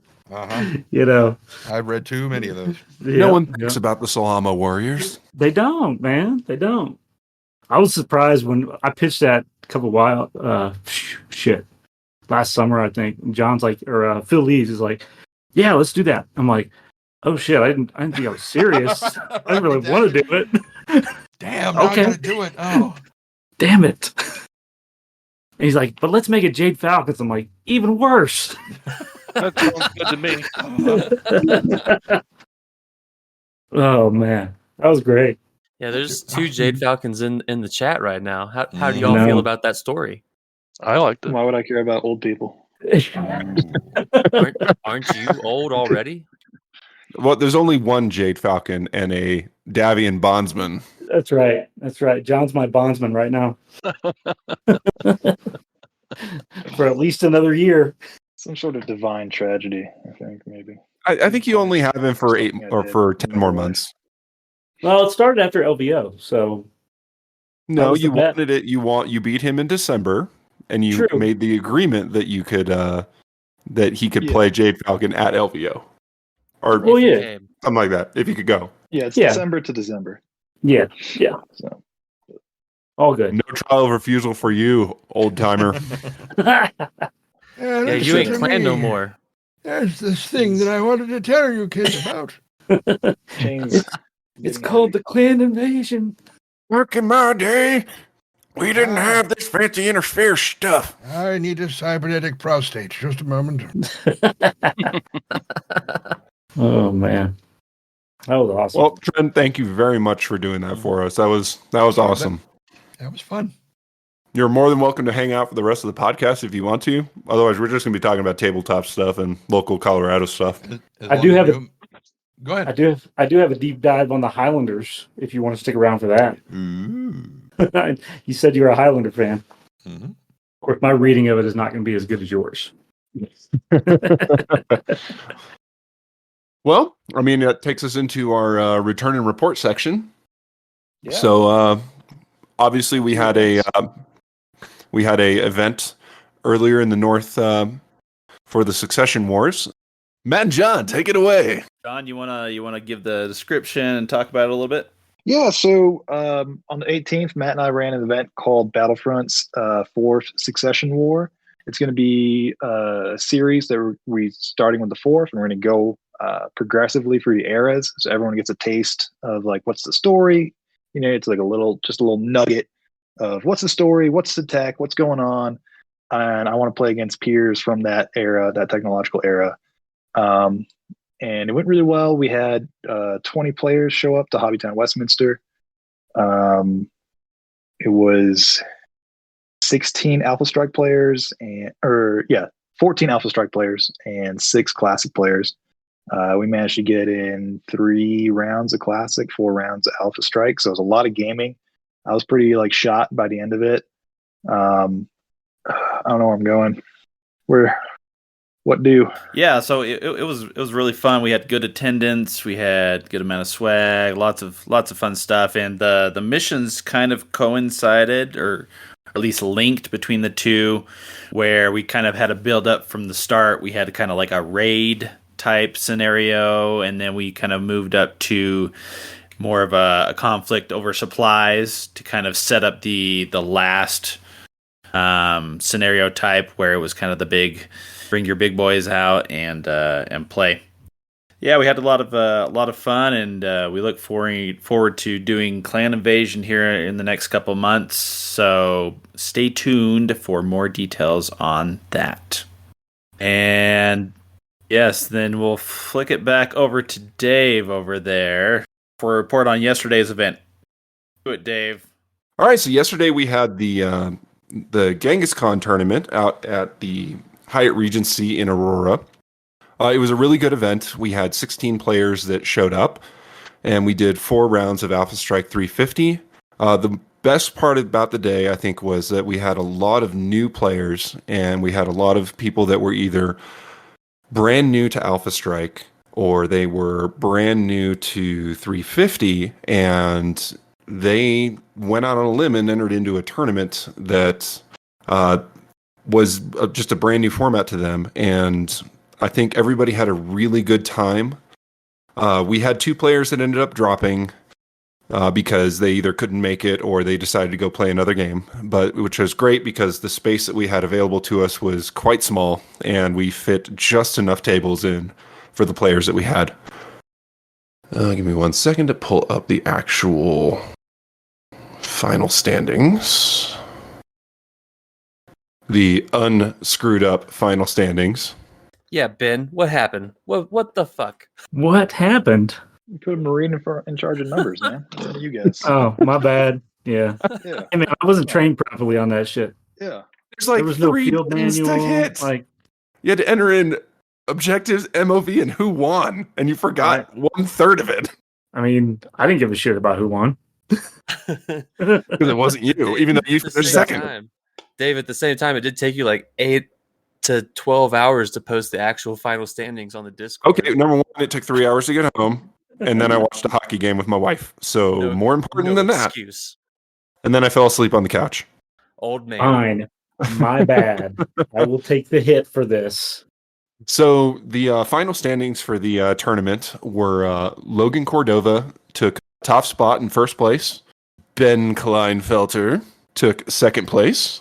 And Jack took third. For the top 10, we had Max, Rick, Manny, Neil, Jeremy, and Matt. You were the 9th place. And then final top 10 was James Toth. Like I said, a big thank you to all the new players that came out. You guys are why we do these events. We want to spread Battletech out to everyone that we can, and these events are how we do it. So a big thank you. I'm going to try and hit everybody that was new. If I forget 1 or 2 people, I hope I don't. But Brian Daltrey, Sora, Ryland, Steven, James, and I think Mike Collins were all the new players that had never played in a tournament before. So I hope you guys had a really good time. It was great that we were able to give you a little bit more swag to go home with. Each of the brand new players got to walk away with a set of or pair of the custom dice that we have for the podcast. The winners of the tournament overall each walked away with a force pack, the Wolfnet acrylic measuring tool, and a Valhalla Club sticker. So with the tournament, round 1 was Hold the Line. Round 2 was King of the Hill. Round 3 was Domination. And round 4 was Capture the Flag. So I do have to address one of the issues that we encountered at the end of game 4 on the stream table. We had an issue where one of the 2 players made a move that was technically an illegal move, and we worked it out between the 3 of us. The first attempt was to reset the game state back 2 rounds before the move was made. The players decided to continue it on themselves, and then the game was conceded. So a little bit of a controversial end to the end of the tournament on the top table, but we were able to discuss it between the 3 of us, and that's how we came up with Logan being in first place and Ben being in second and Jack being in third. So that's one of the hard things about being a TO is sometimes there are moves that happen in the game that you may not have considered before, and you have to look up the rules. And let's be honest, Alpha Strike is not the perfect rule set that we wish it were, but sometimes the language in the rules are not quite as clear as we would like them to be, and we have to make a judgment call on the in the moment on the table. So we made that call. We moved on. Everyone seemed pretty happy walking away from it. So, I'll count that as a win. But for any of you that are out there, thinking about being a TO for an event, just know that sometimes it happens. And to always try and make the call that is going to, be the right call. and do what's right by the rules. And that's my advice for that. I had a great time. I think everybody else had a great time, aside from that small issue at the end of the day. It was a really great event. Genghis Khan was a pretty cool venue. There were a lot of interesting vendors that were there, and it's something we're going to consider doing again next year. So we'll have to see how that stacks up against other conventions and what's out there and what's available and what we have in the schedule. So, thank you everyone for coming. There were so many like RPG systems being played there. I was pretty amazed by just rooms full of different RPG systems being played. So it was new to me, and I thought it was really cool. Oh yeah, and that was something that was very different from LVO. Is LVO was pretty much Warhammer and a couple of other games, where Genghis Khan was almost equal. I mean, they had a whole room of bolt action. We shared a room with Legion, Star Wars Legion. There was an entire room of D&D Adventure League, and then a whole bunch of open gaming. And I didn't have a chance to walk around and look in all the rooms that I would have liked to, but it looked like it was a really, really good, wide swath of different games. Everyone was there enjoying it, and it was not nearly as crowded as LVO was. Ben, what did you think of the event? You were there. Oh shit, I was. Yeah, you only came in second. Yeah, it was good, man. I went in there with one goal, and I just wanted to do a paradrop with my little MI6 extraction team squad that I had. And did so it work? It did. I did it on domination, and it worked out really well. So other than that, I thought it was a good event. It did start getting a little warm in there. It got a little warm and a little smelly. Yeah. So, and I don't know if the AC unit was able to keep up with the amount of bodies. I think we had maybe 100, 150 people in that one room that we were in. I don't know if it was that many. I mean, they had 40 players, so we had 20, so 60? All right. Yeah. So, yeah, I thought it went well. I think there was a lot of learning that went on with a lot of the new players, so I think they took away something from it besides just a mini, and hope they continue. Ben, when you do the airdrop for the MI6, do you do the Mission Impossible tune or the James Bond tune? I'm old, man, so I do the James Bond thing. Okay, cool. And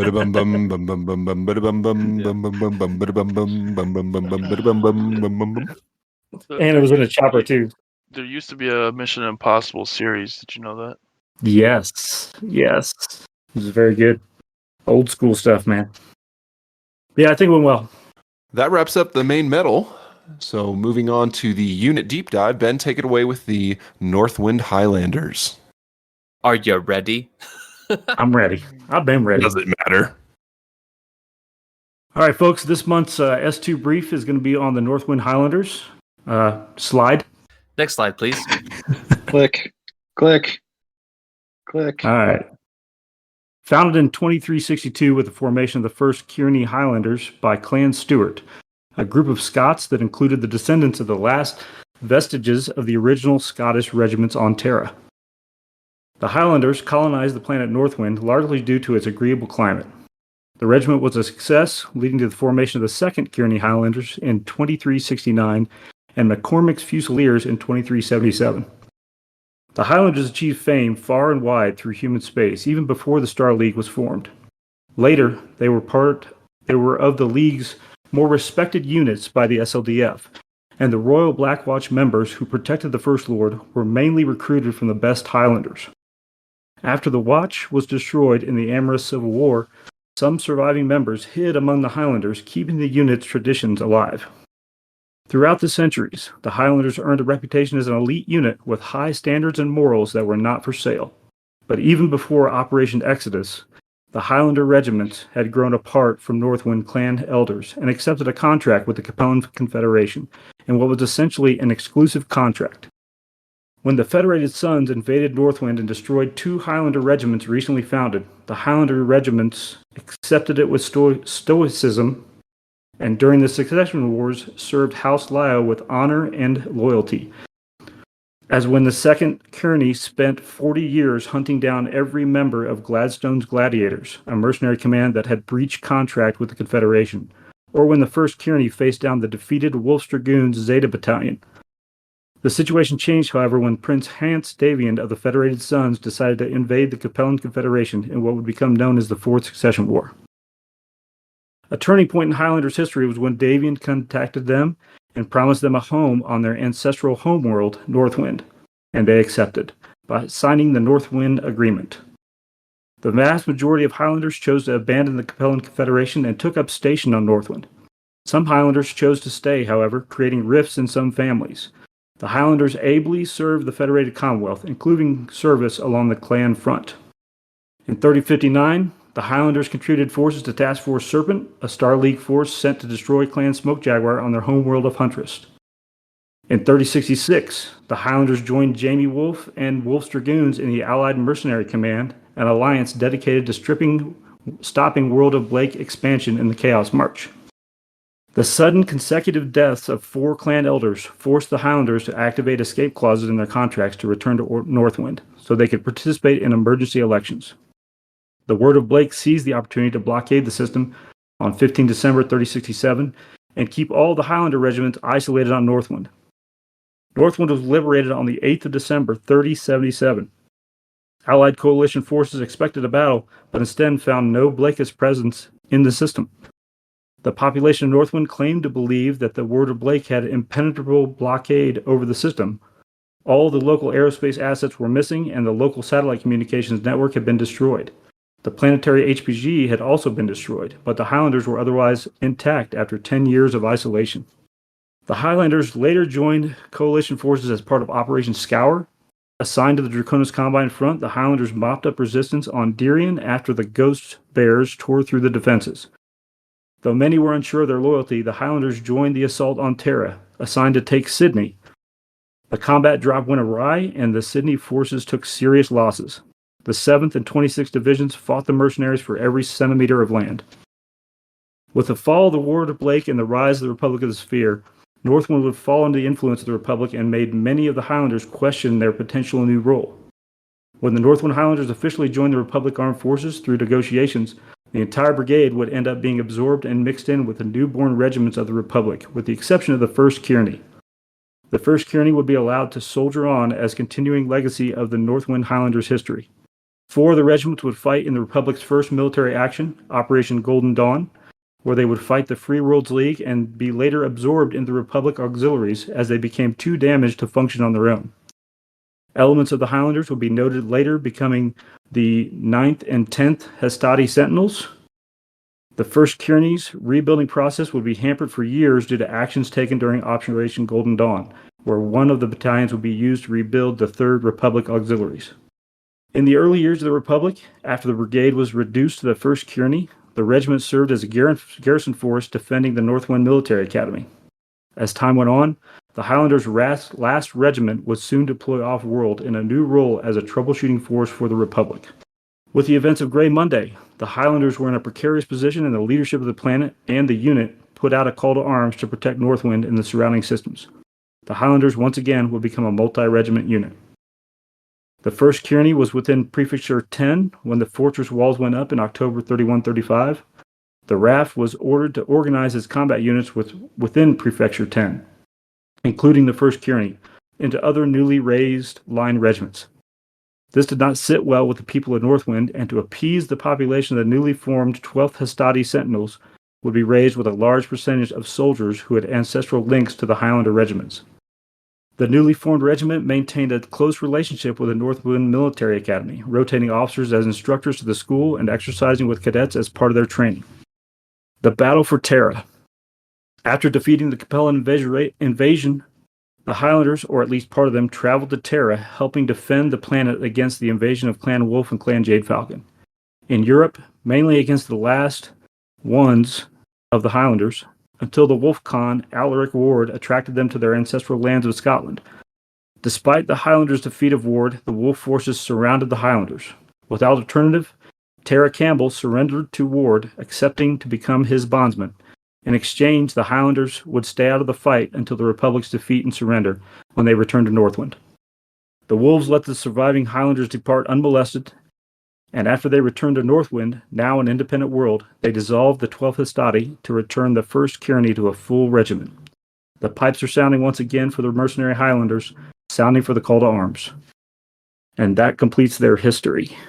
The Northwind Highlanders, to me, especially in their early history, they're like the epitome of a mercenary group because they go and they serve with the old Capellans, which are, amongst the best of houses, of course, because they're getting some money. And then House Davian comes along. He's like, well, I'll give you a planet if you leave them and just come serve with us. And then further on in their history, this like someone else offers them their independence from the Federated Commonwealth, and they're like, oh, okay, whatever. Anyways, they just seem to like, oh, wherever we can serve with money, it's all good. Yeah, and as long as we get to keep our own space. Yeah, that's the thing is like, as long as you have, if we can have our planet, then we're all good, man. If you can keep us, safely in our planet, then we'll do whatever you want. It's all good. Yeah. The fact that you said that it was an agreeable climate, I'm like, you mean like Scotland? Because a lot of people don't find that an agreeable climate. Yeah, it's weird. That Northwind is an agreeable climate for them. Yeah. Well, I like to think that they're actually all from West Virginia, and they're just like hyping up their Scottish heritage. Just got a bunch of Appalachians running around. Yeah, out there in the Appalachians. Moonshine drinking Highlanders. Paid in Blood. That was the second book. So there was Tactics of Duty. Yeah, Grey Watch Protocol, then Paid in Blood. I'm talking about going all the way back. Oh no, I'm current on Oak Clan era for those two books. So for just I guess another follow up question for Tren here. I don't know if you read either of those books. Not yet. But okay. When you went through the part where Alaric was, stomping around on Scottish territory, like what was going through your mind at that time when you were reading that, and like calling Tara back to and all that, and then I guess even her eventual outcome? Question mark. Yeah, I was going to say question mark. One of the things that in D&D, I tend to play druids. So every time I see mechs busting through trees and tearing shit up, I'm like, would you please stop it? Stop it. You're messing up my world. But, the idea of the wolves tromping through the heathlands and whatnot, just leaving huge, footpads and everything, just tearing up the heath and whatnot. On the one hand, it kind of bothers me, but in Hour of the Wolf, there was a point towards the end where Alaric asked Chance, how are we doing on repairing the damages here to Earth? I'm like, okay, all right, fine. Then, as long as you have the responsibility to go through and clean up the mess you made, that's cool. I can respect that. That's fine. When I read through the first time, I was like, okay, all right, this will be easy enough to read through. And then when I came back to it and was actually recording it, I got to the part where, Tara's like, I beat you. Alaric is down. He's all she got to do is blow his cockpit open and he's done. And even though I had read it before, now that I'm performing it, I'm in the moment. I'm starting to get kind of, oh God, how's he going to get out of this? I'm like, read it already. How he. No, I get into it and I'm in the moment, and I really liked that part because there was some worry in it for me, even though part of my brain already knew how it was going to roll out. I had kind of compartmentalized it so that I didn't remember it until I stopped reading for a moment, and I was like, "Oh, right, okay, everything's fine." I don't understand clan honor. Couldn't she have just been like, "You have to go home now"? I would think he so. Would have been like, "No, I don't have to. Yeah, this is my home. That's why I'm here."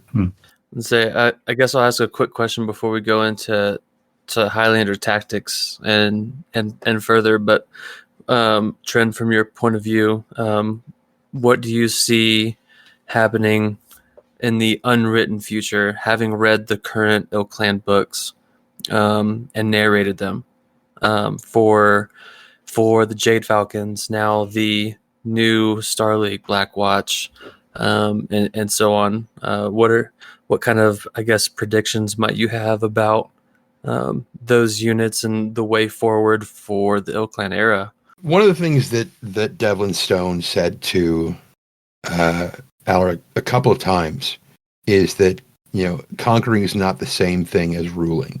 And he's absolutely right. There's very significant differences between those two.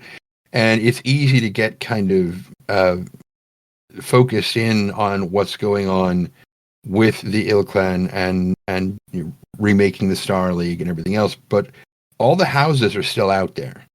All the other clans are still out there. There was a point where Devlin Stone's like, what's going on the homeworlds right now? Do you even know?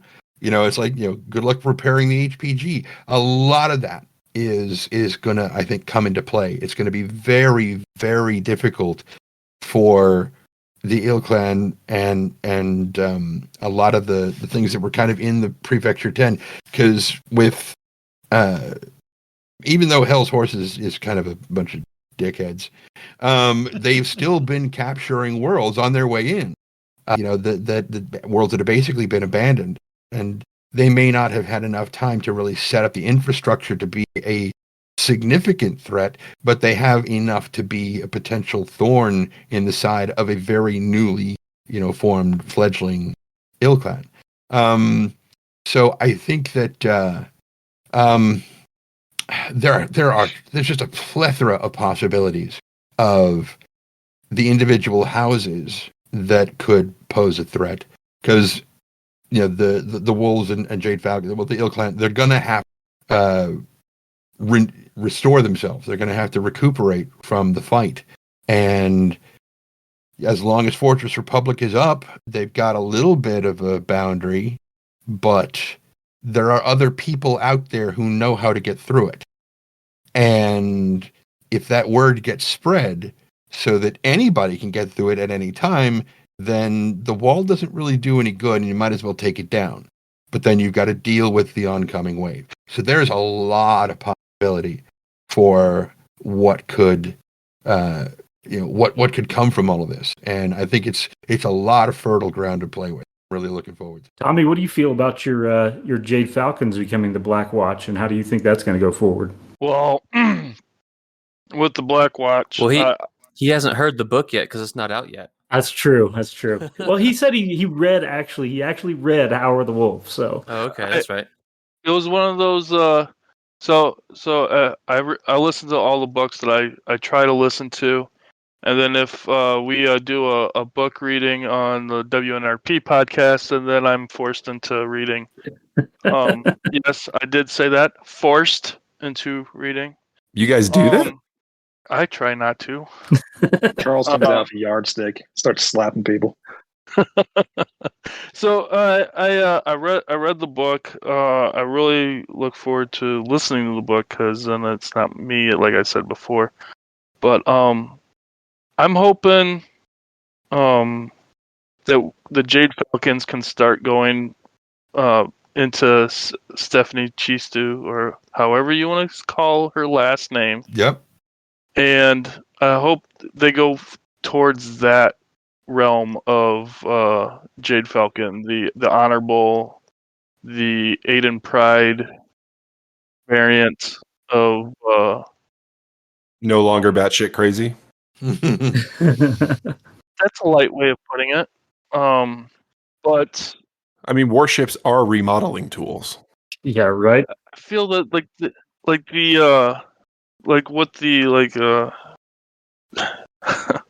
okay, side note. My wife's been watching The Walking Dead.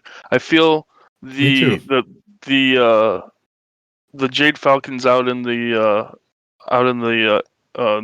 not on Earth is like the people of Walking Dead. They have no way of what to do. They don't know. They're just doing what they think they need to do because they don't have any direction. Direction. There we go. There's the word. In life right now. So I hope the Jade Falcons could come out of this. Yeah, I really want to make a Black Watch list. That is one on the top 5 of what I really want to do. But I haven't found a competitive way of doing it. So That's great. I look forward to hearing more books, or listening to more books, or reading more books on the Jade Falcon watch. So Cool. yeah, that's gonna be a big fat nag over here. We gotta break out the clans, boys. Can't be subservient to the wolves. So I do agree with that. I hate Alaric or or that douchebag. So ship. We John- need to be our own sinking ship in the hindrance. Okay. John's all about that Mongol lifestyle. No. are you House Horses as well? Because that's where they took it from, right? Mm-hmm. Yeah, Mr. Mackey teaches clan honor. No, killing civilians is bad. Okay? Blowing up spaceships. Don't do that. So I'm not about it. I'm good. All right, so what's next? Tactics. Ooh, that's a fun topic. All right. The tactics of the Northwind Highlanders. All right, Jimmy. You're gonna jump on the other one with your mech, and it's gonna be real good. I'll just mute him. I'll cut it out. All right. The tactics for the Northwind Highlanders, they differ by unit. However, the Highlanders favored saturating the radio waves with bagpipe music to jam the enemy's communications and cause confusion, even playing it on their mechs and tanks' loudspeakers. The sound disturbed the enemy but motivated the Highlanders. Highlanders also favor the famed Highlander burial maneuver. The 4 active Highlander regiments each possess a separate command company and an aerospace fighter wing. Each battalion has its own command lance. Each regiment has at least 1 company of combat vehicles instead of battle mechs, giving the command tactical flexibility and excellent skill at combined arms warfare. Infantry is rare among the Highlanders, with the only such formation of notable size attached to the First Kearney. Even during the Succession Wars, the Highlanders were known for their large number of Highlander battle mechs in their ranks. Most of these retained their Star League-era weaponry and components well into the Succession Wars, which contributed to the success of the Highlander units. There's a listing of all kinds of different Highlander units I'll run through real quick. The 1st Kearney Highlanders, the 2nd Kearney Highlanders, the 3rd Kearney, which was destroyed in 2841, the Northwind Fusiliers, the Northwind Hussars, MacLeod's Regiment, Marion's Highlanders, Stirling's Fusiliers, formerly McCormick's Fusiliers, the Republican Guards, Stewart's Highlanders, destroyed in 2841, the 1st Gurkhas, and the Grey Watch. And they also have a naval command, which is Stirling's Fleet. For the fifth unit you listed off, I've always read it, again, this goes back to pronunciation, but I've always read it as Hussars. I say Hussars. Pronunciation is Hussars sounds like you're like a troubled Nebraska fan. Yeah, that's a Husker. my brain has always read Hussars. Like, I don't know. Color schemes. Color schemes for the Northwind Highlanders. Honoring their roots to ancient Scotland, the Northwind Highlanders would add tartan accents on their equipment based on what clan they were with. And that's all their color schemes. So you can do whatever you want, just add some tartan to it. Everything's better with tartan, right? Got to be within the house. Correct. Sources for today were Sarna, the Northwind Highlanders Scenario Pack, Field Manual 3145, and the Oakland Sourcebook. And that completes your S2 briefing on the Northwind Highlanders. Ben, you were going to shout out someone else that's helping cover the Highlanders as well. Absolutely. Thank you for the reminder. For those of you listening, if you ever get a chance and you're YouTube guys, go check out Seth White Fox. He's doing similar things on a unit deep dive. So definitely check out his YouTube channel. He's also covering the new force packs and opinions of all that kind of stuff. And check him out. Seth White Fox. That would be the Mercenary Star podcasts on there you go. YouTube and all the streaming things for podcasts. Because if you just search Seth on Spotify, you probably won't find it. But good call, man. I don't do a lot of YouTube, so I don't know. It's Mercenary Star. Cool. All right. Get some drinks. Refill. I mean, Ben. Oh, yeah. Oh, and there's that. Time for the drink of the month. Drink of the month. It's rum. That's right. Hey all, this is Ben here, your Battletech Master of Spirits. Get your mixers, liquors, shakers, stirrers, and strainers ready as we cover this month's Battletech Drink of the Month.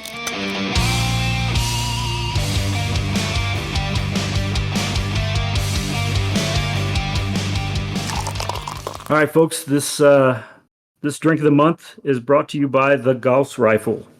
The Gauss rifle, however you want to pronounce it. Gauss? Gauss. It's pronounced it Gauss. It's Yeah. regional. Yeah. So the Gauss rifle consists of dark rum, 1.5 ounces, light rum, 1.5 ounces, grenadine, 1.5 ounces, triple sec, 1.25 ounces, and then find you some eight or so silver cake decorating balls or tapioca pearls to put in there and drink Jelly it. beans? Or even jelly beans, Not small jelly beans. beans. No. The cake decorating balls, those are actually easy to find. Yes. Gauss. There you go. That is Bing pronouncing it for you. Gauss. Uh-huh. Anybody know the significance of the 8 silver cake decorating balls? Well, that's What? the silver nickel ball that comes out of a Gauss rifle. Why is it 8 though? Because that's 1 ton. That's 1 ton of ammo in a Gauss rifle. Boom. Correct, Mike. Boom. Dang, dude. You nerds. And that's why the Hollander is awesome. Because it's a mech built around a Gauss rifle. So Ben, how does this drink taste? I'm not a rum fan. I never have been. What? So I tried it. I could do without it. It needs more bourbon. That's what it needs. Department of the Navy doesn't like rum? What is wrong with you? We had grog. That was different. Yeah, he's a Marine. It's like an asterisk. There's always rum in the Navy and Department of the Navy. Not the Marine Corps, man. No. Department of the Navy. We end up with wild turkey and tequila and shit. That's where you end up, No. but you start with, the rum, right? Nah, not us. That's for those people on those ships and stuff. So Was it smooth, rough, harsh afterburn? I found it burny. I'm not a fan because rum's got a spice to it. Man, you're just not a rum guy. That's just Or are what it you boils getting down to. spiced rum? Are you But it's getting okay. regular rum, light rum, dark rum? There's so many rums. I don't know what the difference One is. light, one dark. I'm a whiskey guy. Michael's taking this personally, though. He's a rum guy. He is. I He's do upset. enjoy rum, but I don't know. I'm confused now. You said you're a whiskey guy, but your name is BourBen? It's I get bourbon it. whiskey. It's a bourbon with, but there's a separation. Damn, dude. I'm so conflicted. I just drank straight rum for the episode, and that worked great for me. Hey-o. There you go. And that is your drink of the month, fellas. That's the drink of the month. Woo. There's the woo.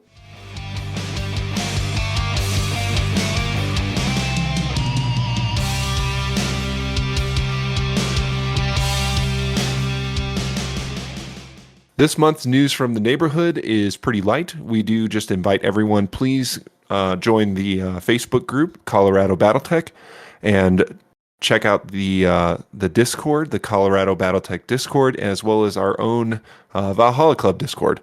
We will be posting up any events that local players are hosting, and we'll try and spread the word as far as we can to make sure everyone is aware of what's going on. But we do not have any scheduled events until Q2, and I believe we are looking at the Pueblo event happening sometime in June. So more to follow on that, guys. And links for the Facebook groups and Discord invites are all in the show notes of however you get there through your streaming service. But yeah, they are linked. What's next? Shout out. Shout-outs. Shout out. Why don't we let our guests go first? Yeah.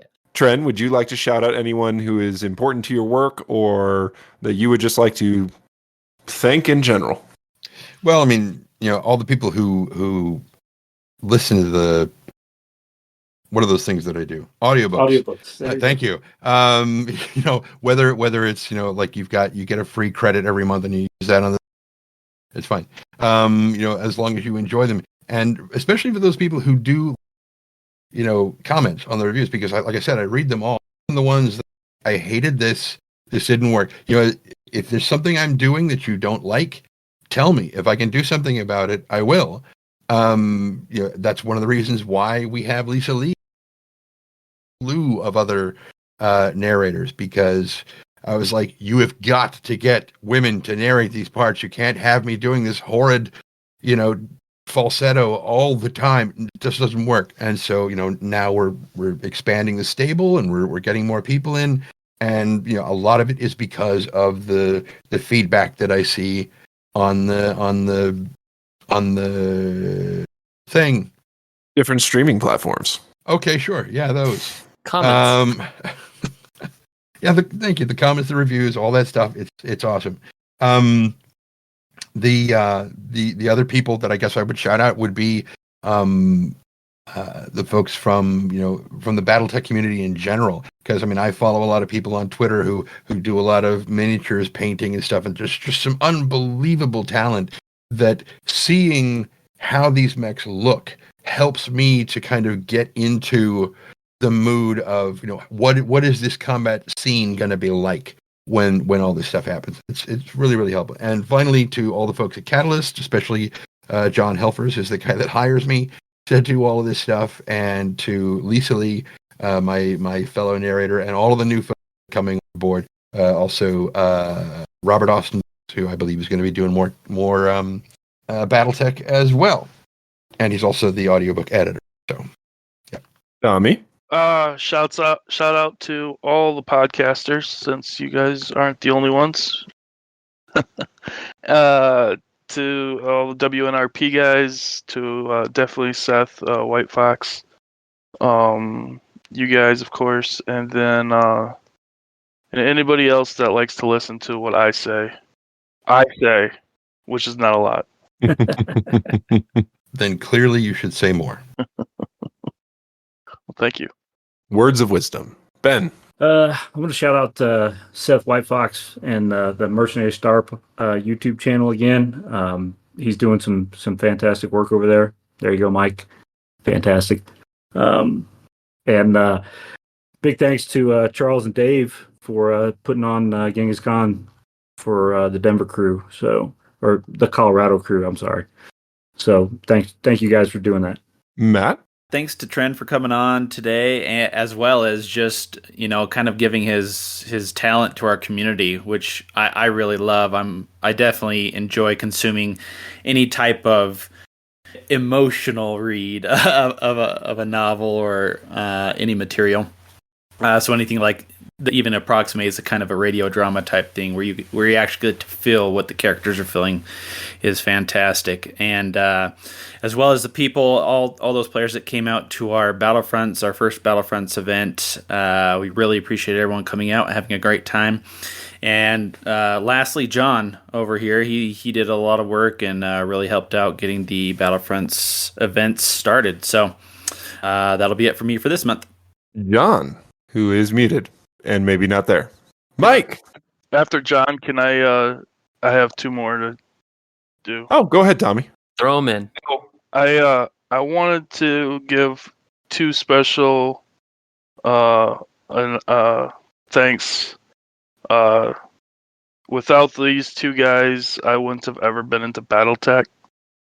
And I want to give props to Matt Behrens and Luke Dirks, my two best friends, growing up through high school. So, props to them. Is that the OG Colorado gang? No, Luke is in Colorado, but no, this is back in high school in Iowa. Ah, okay. Yeah, Charles is from Iowa, Mike. I'm just here. Talk to people. All right, Mike, who are your shout-outs for? Look, I can't remember everything. My shout-out for me, just one, Tren.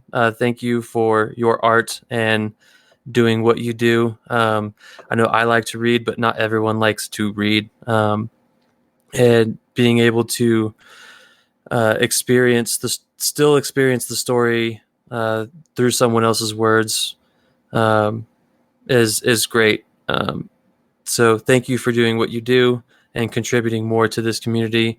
And just overall, my overall shout out is just to the BattleTech community as a whole. I think we're the best. Really accepting, helpful, all of the things. It's just, I think it's the best community, and that's where I'm going to leave it. So thanks to the community. Thank you, Tren, for doing what you do and your art and your craft, because it is an art and a craft. So thanks. Sure. Happy to do so. And we lost John.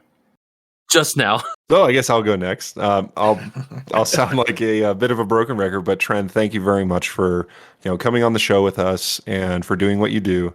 I know I thoroughly enjoy the audiobooks, and I think there are a lot of other people out there that do. So thank you very much for sharing your talent with those of us in the BattleTech community, and especially for coming onto the show with us, especially with your flipped sleep schedule. We appreciate it. And my other shout outs go out to all the new players that are just joining this universe, that are dipping their toe into coming to events and to exploring the deep dark hole that is the BattleTech fandom. So thank you very much for all the new players in Colorado. Join the Discord. Come talk to us. We're happy to chat up just about any topic that you can think of, except aliens, because aliens don't belong in BattleTech. But anyway, all the new players that showed up to Genghis Khan, I hope you had a great time, and it was really great meeting you, and we look forward to seeing you at more events. So those are my shout outs. Thank you very much. Thanks for joining us, everybody. Yeah. Woo! That's the last call. Yep. Last call.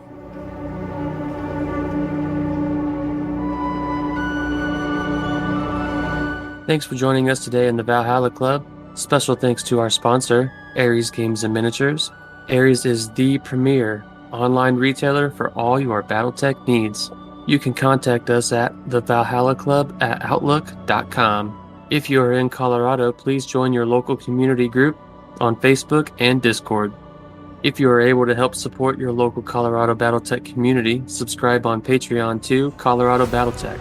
This Patreon account is used to supply prize support for local events and assist in venue costs. Links for the Valhalla Club Discord, the Colorado BattleTech Patreon, and Facebook group are in the show notes. Until next time, mech fans.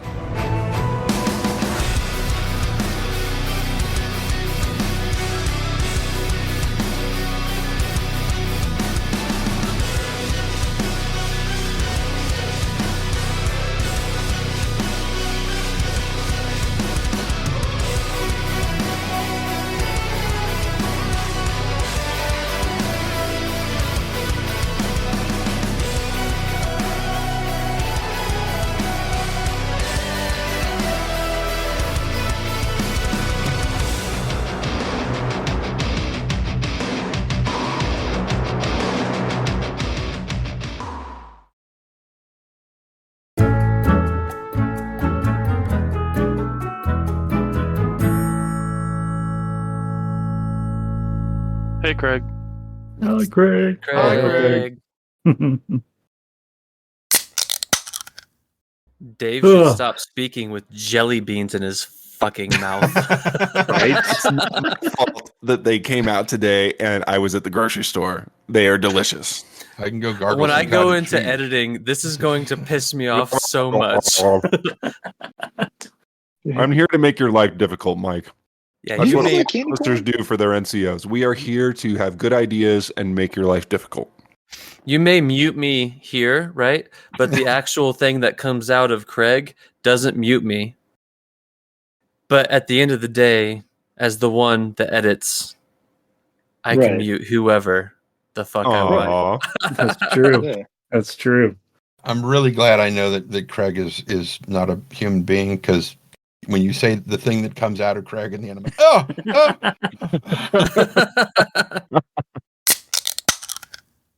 Mike, what's wrong with you? It's a fucking beans, man. Fucking jelly beans. See, what's funny is Craig must be picking it up because I don't see my mic activating when I'm messing with them, and Mike says that he can hear them. It's when you've got a mouthful of fucking jelly beans and you're trying to speak, you sound different, and it's fucking me up, and I hate you for it. It's a fucking beans. This is how Tren does his voices. Jelly beans. Yep, absolutely. Secrets jelly beans. I have had things where characters have been. Well, I mean, I mentioned earlier the eating toast thing, but I had toast. Yeah, I mean, there was another thing where like in Hour of the Wolf, where like Malvina blows a guy's jaw off. And so, I've got to do this thing where he's like just gurgling and shit. I'm like, ooh, yeah, okay, that's gonna be I fun. remember that. Yeah, Holy I shit. was like, I gotta make him sound juicy when I do that. Yeah. Fuck your beans. Somebody go tell Craig to go by.